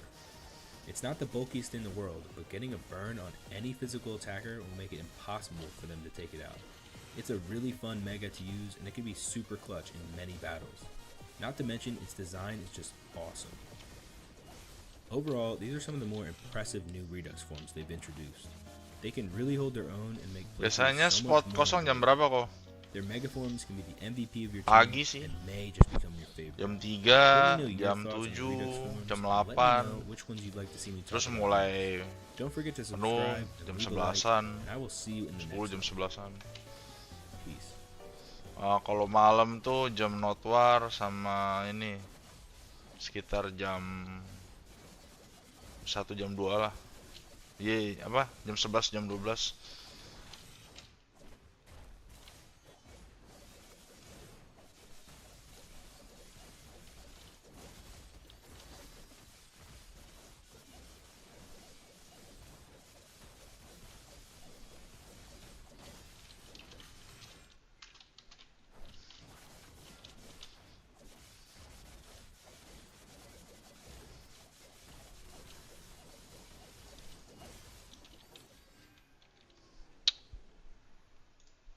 As well as Rock Slide to hit both targets.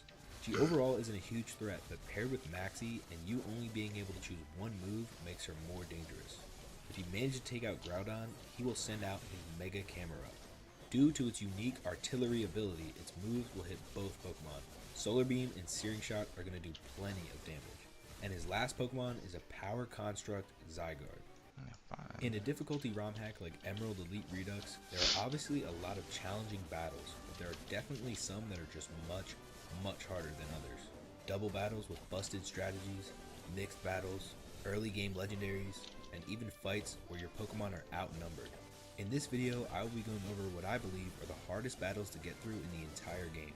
Now all these battles are on Elite difficulty mode and are based on when you fight them, not just on their team composition. Let's get into the top 10. Double battles can already be really annoying, especially if your team isn't built for them.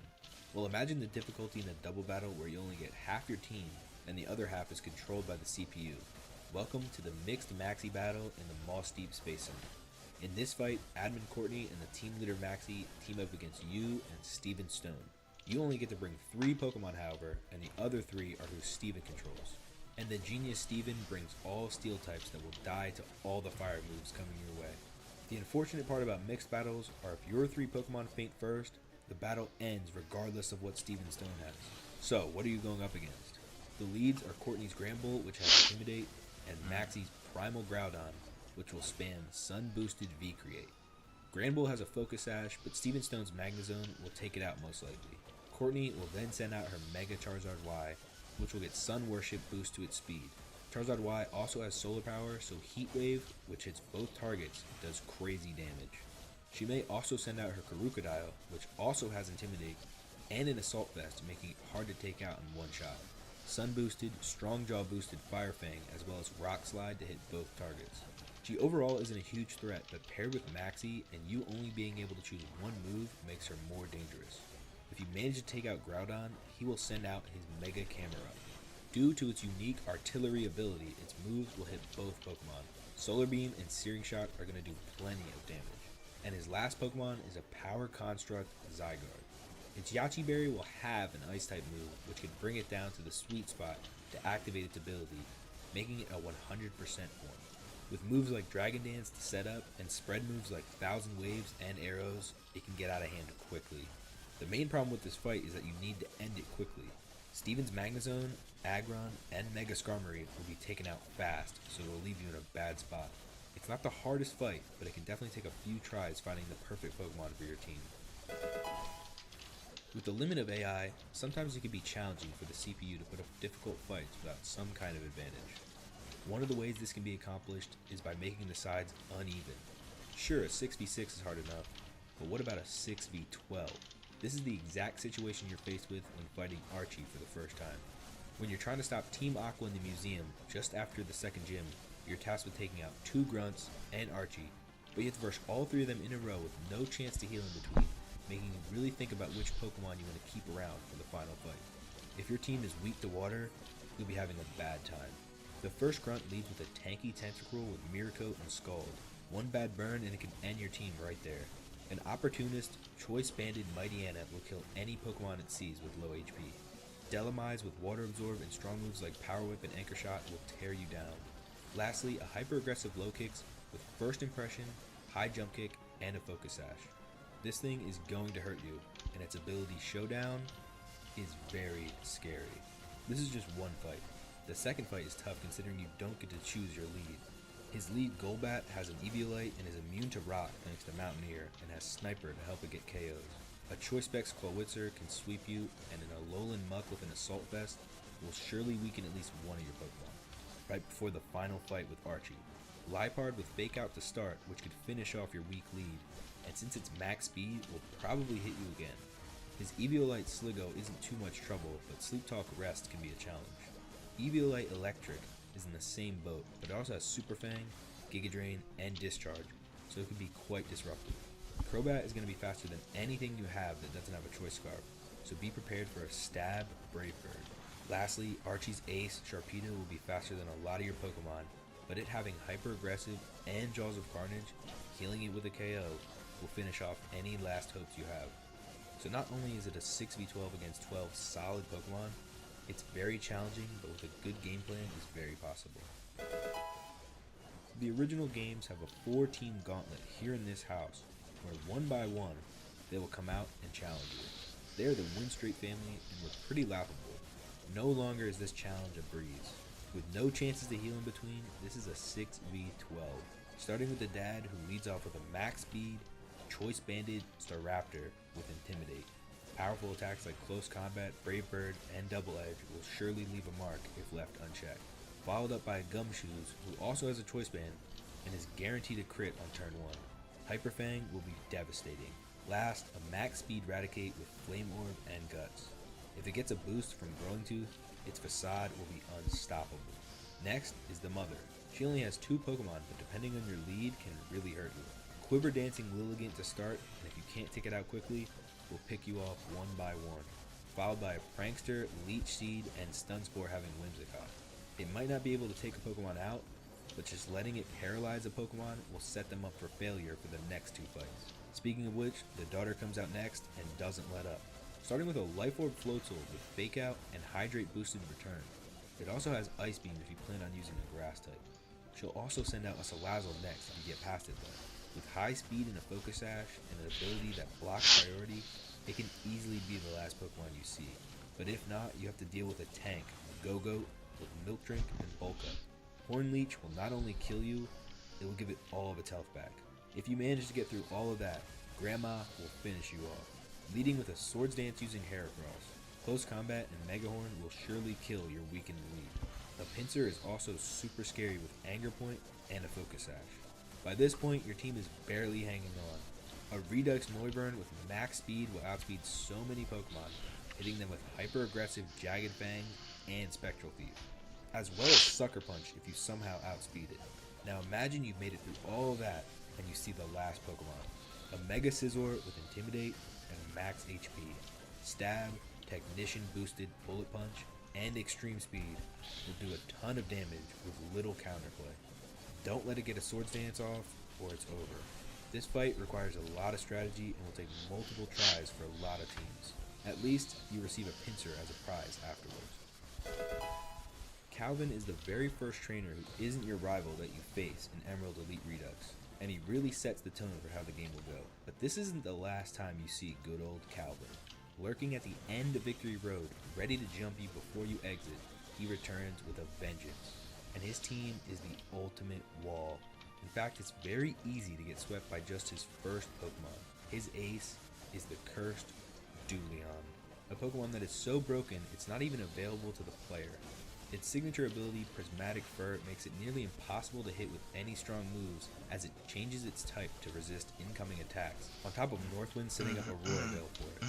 You can't set up on it as Retribution Blow will hit you with a Hyper Beam, but it can set up on you with Calm Mind. Its combination of Freeze Dry and Scald will hit every single type combination with at least neutral effectiveness. Its special defense is crazy, so a burn will end you. But once you get past Dulion, the battle isn't even over. Mega Shuckle is also an unbreakable wall with the ability to deal damage back with Rollout and Infestation. It has potential recovery with Pain Split. It's incredibly difficult to take out. Calvin still has two annoying stall mods in the back, in Umbreon and Chansey. A Bright Powder, Mud Slap, double team spamming Umbreon with Toxic and Protect will watch you slowly perish. An Eviolite Chansey with priority healing, Thunder Wave, and Seismic Toss can be tricky to get past. Don't be fooled though, as he has two very strong attackers, Hydreigon with Mega Launcher and multi-headed abilities, boosting up moves like Dark Pulse, Dragon Pulse, and Aura Sphere, which will all hit you 3 times. Lastly, a Dugtrio with Focus Sash, which also has multi-headed and potential flinch shenanigans with Iron Head. Bottom line is, if you had no idea what this monster was going to send out, you were going to lose unless you get extremely lucky. That makes him one of the toughest battles. One of the biggest challenges of the early game is not a gym leader, or a rival, or a boss. No, it's the literal champion of the game, Steven Stone. Now, he isn't the champion yet, but he doesn't hold back. This fight takes place in Granite Cave right before the second gym. The lack of available Pokemon makes this fight even more difficult to manage. But what does Steven bring to this fight that makes it so hard? Starting with the lead, Credilli. Such an annoyingly tanky lead, equipped with Stealth Rocks to destroy any fire type you plan on using, as well as Giga Drain and Recover, paired with Battle Armor reducing damage to get the fight off to a rocky start. Alolan Dugtrio is disgusting this early, extremely fast and strong with its multi-headed ability causing flinches and killing sashed Pokemon. But it itself has a sash and it's going to get a piece of the action. Heatmore, now a Fire Steel type, is a really strong early game Pokemon, and this Choice Scarf set is going to outspeed a good majority of your pre-evolved Pokemon, getting hit with Steelworker boosted Stab Iron Tail. That was just half the nightmare of this battle. Delamize with Water Absorb and Metallic has 4 immunities and max HP and is a tank, but it will also destroy you with Power Whip, Anchor Shot, and Poltergeist. This wasn't enough for Steven as he has a mythical legendary Genesect. Keep in mind, you only have 1 badge at this point. Download Genesect is a menace with U-Turn, Steel Beam, Ice Beam, and Flamethrower. The coverage is insane and it has a Choice Scarf to make sure someone is getting blasted. And of course he has his signature Metagross. Prism Armor makes super effective moves against it weaker, Predator to heal it up with knockouts, and Life Orb boosted moves to maximize damage.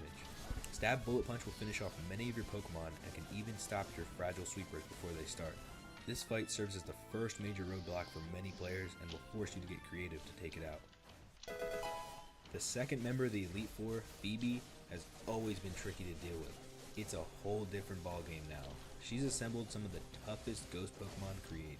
Her lead, Giratina, is a nightmare matchup. Trick Room on entry, an absolutely impenetrable Volt. Toxic and Recover, and Spectral Thief if you think about setting up. It only gets worse. Necrozma Dawnwing's form is super bulky and few Pokemon can handle Prismatic Laser. Fluttermane is going to do what it always does, but taking it out triggers its abilities Guilt Trip, sharply lowering both attack stats, and Ill Will, depleting all moves PP that took it out. At no point is setting up safe as long as Marshadow can come out and instantly use a 50 base power Spectral Thief due to its Phantom Thief ability. Calyrex Shadow Rider is completely broken. As-1 and Speed Boost do nasty work. It also has a Focus Sash and Nasty Block. Easy sweeper. Lastly, her Mega Redux Houndoom can easily finish off a team. Raging Souls is a 130 base power ghost move that because of its contrary ability, will raise its special attack by 2. Outspeeding it is your only chance. This fight will take some pre-planned strategy for sure, but certain teams just can't get through. One gym that always gave me trouble as a kid was Tate and Liza, the first double battle gym in history. Well, that same trouble is back, and much worse. Not only is it a double battle, it's an inverse battle. The entire type chart is flipped. On top of that, there's a permanent Trick Room. All of their Pokemon have 0 speed IVs. Well, what Pokemon are you facing? To start off, they lead with a Marsharna and a Reuniclus, with Tactical Vest and Assault Vest respectively, as well as max HP. They're super tough to get through. If you didn't prepare for Trick Room yourself, they're going to be hitting first and super hard. Musharna will also set up Psychic Terrain, so priority moves won't work either. Your problems have just begun, however. Calyrex Ice Rider is waiting to blow up any Pokemon sent out against it, and its as one ability will give it a +1 in attack after. A Rangaroo with Reflect and Light Screen and the ability Friend Guard will make it near impossible to KO anything with it around. One last surprise is waiting in the back though. Not one, but 2 Mega Evolutions. Mega Slowbro and Mega Slowking are waiting to wrap it up. Both are super tanky and have no chance of going down with special attacks. Slowking will also set back up Psychic Terrain, which boosts up its expanding force. It can put you to sleep with Hypnosis and then Calm Mind. On the other side, Slowbro is hitting Scalds, giving physical attackers burns. So many factors make this an extremely challenging fight. One wrong move or switch in because you forgot it was an inverse battle can just end it for you. This will always be a fight you have to plan for ahead of time. Although this fight is technically an optional fight, it's still extremely difficult. Like the Win Straight family fights, you must battle multiple trainers to get through, and ends up being a 6v12. This battle is for Dragonite Knight, Dragonites, and Megastone. Appearing as one trainer, you get jumped by all 3 of these expert fighters. All are armed with dangerously strong Pokemon, all with weather and terrain strategies. The first battle is in a Alolan Ninetales lead, setting up Hail. Freeze Dry, Draining Kiss, and Nasty Plot can start you off on a bad foot. A Kyurem will most likely come out next and reset the Hail if you try to remove it. With Ice Scales and Permafrost abilities, it's not going down in one shot, allowing it to use Dragon Dance or Whiteout boosted Glacial Lance. It's a monster. Mamoswine is deceptively scary.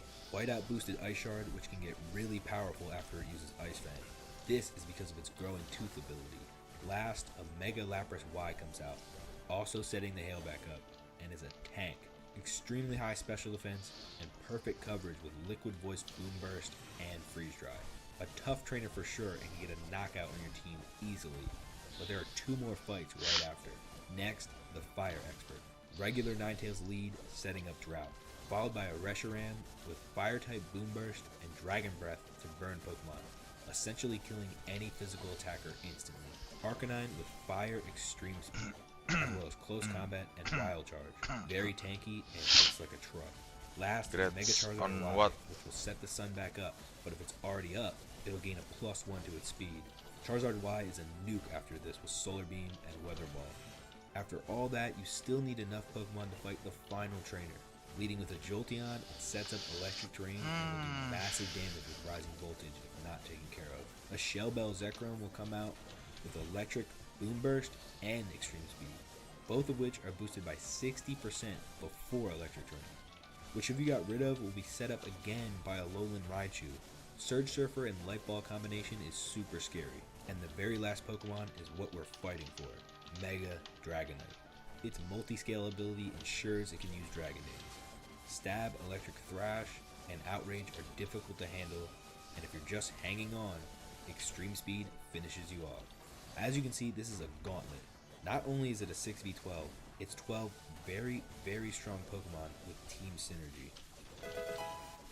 It shouldn't be a surprise that the Elite Four has difficult battles. It also shouldn't be a surprise that the guy who specializes in one of the best types of all time has one of the hardest teams to get through. Drake is the last member of the Elite Four and is an absolute beast. No gimmick, no games, just a straight up fight.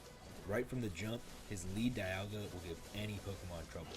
Its Lead Coat and Primal Armor ability make it impossible to get through quickly, allowing it to set up Stealth Rocks or deal massive damage with Steel Beam, which won't even hurt it thanks to its impenetrable ability. Roar of Time works like Dragon Tail and will switch you out, so no setting up either. A Roaring Moon with booster energy raising its attack is super dangerous, especially with acrobatics and Dragon Dance. Koraidon, which sets up its own sun, is extremely powerful. All of its moves are super tough to live from. Rayquaza can come out and will set up a Tailwind on entry, then Mega Evolve and get a Wind Rider attack boost. Kyurem Black hits like a truck and will live thanks to its multi-scale ability. Last is his Mega Haxorus. It can't have its attack lowered, and with 180 in attack plus Stab Excalibur, it will get easy knockouts. Drake will send even some of the really great teams back to the start with ease. Unless you chose Blaziken, the original 8th gym was never that hard, but anyone who's played Emerald Elite Redux 2.0 will tell you this is far from the truth now. The 8th gym has transformed into the hardest battle in the entire game, so what makes this thing such a difficult challenge? Not only is it a double battle, it's a back-to-back double battle against Juan and Wallace, another 6v12 matchup. Keeping your Pokemon alive is key for these lopsided battles, but it's even harder when a Pokemon gets double attacked. Starting off with Politoed and Suicune. Politoed sets up Rain with Drizzle, while Suicune sets up Aurora Veil on entry.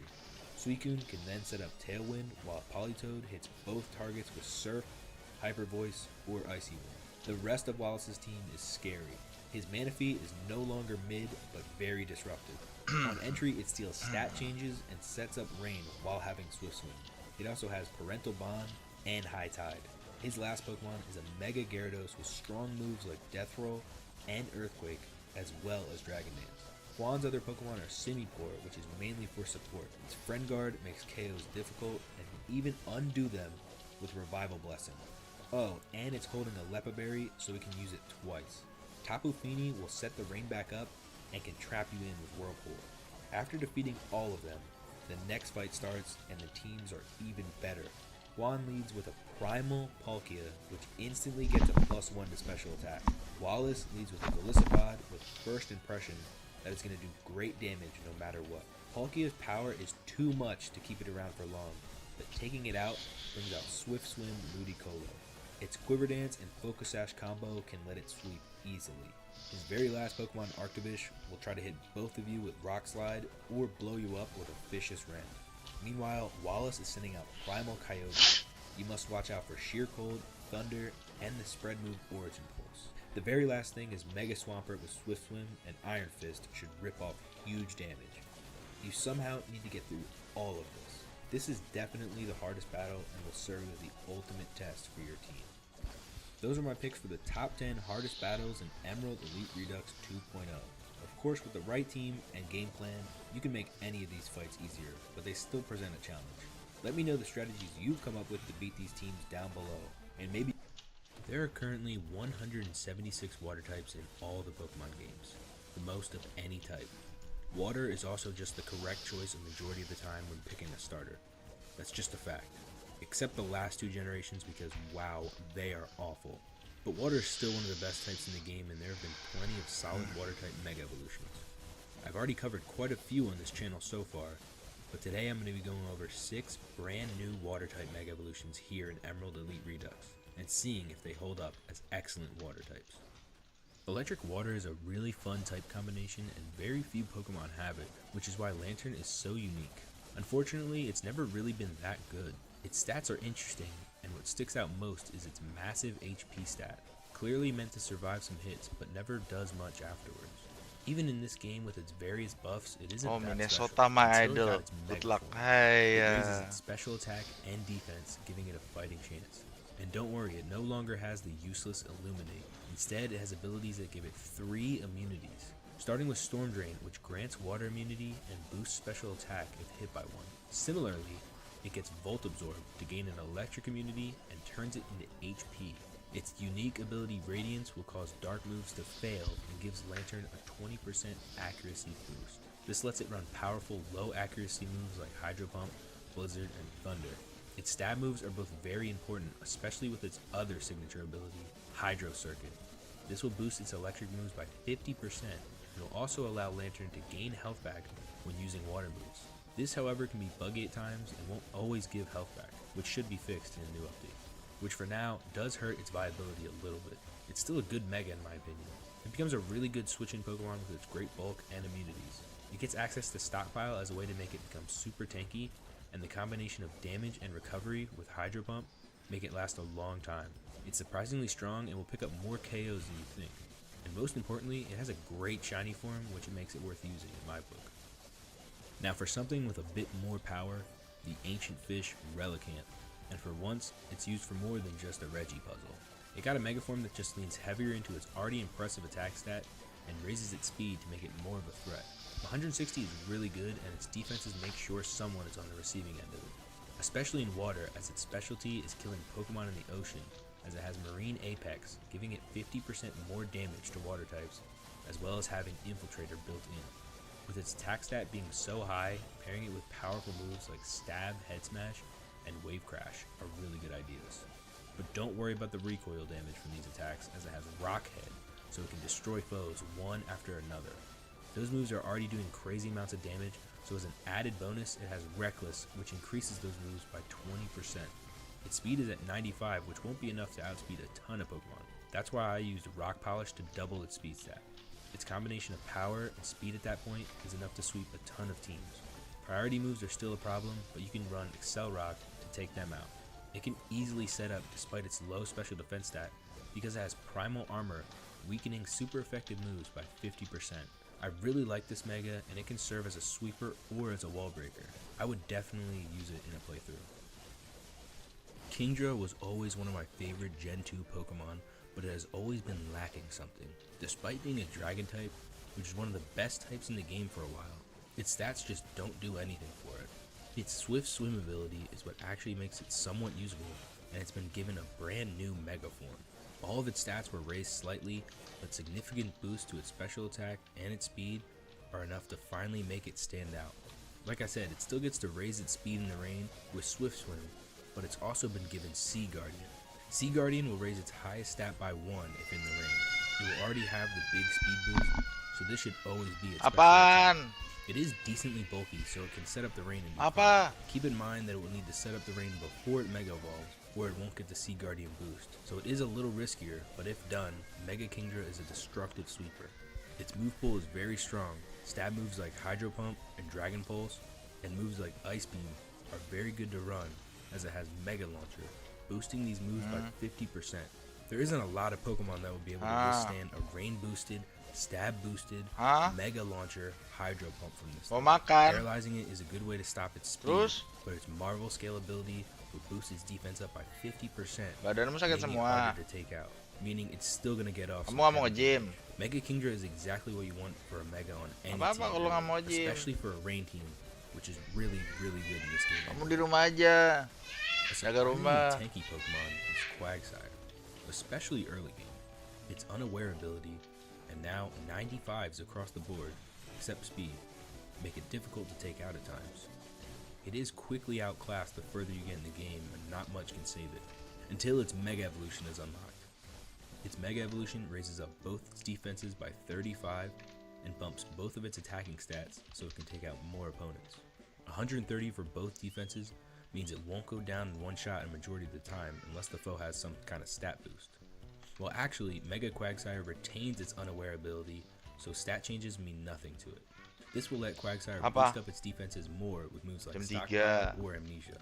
It has very good recovery with the move Recover, as well as Karena aku passive mau nonton healing anime with its dulu. ability Water Veil, setting up Aqua Ring on entry and prevents it from getting burned. Not even weather teams Quagsire with its signature ability Clueless. This Apa? negates all weather, Trick Room, Apa and jangan? terrain effects. I guess he truly has nothing going on in that head. Hah? It won't even fall for Infatuation Kalau because of capek its nggak usah ikut. oblivious ability. It ends up being a decent tank and a wall Pokemon to have. Terus? It works well with Toxic Stall as well as having enough power to get KOs after its defenses have been boosted up. Grass is still very bad for its health, and keep an eye out for Sheer Cold as it also does 4 times damage. I think there are definitely better options out there for a Mega. Okay guys, but it I'm certainly done for isn't a today. waste to use See you one. tomorrow.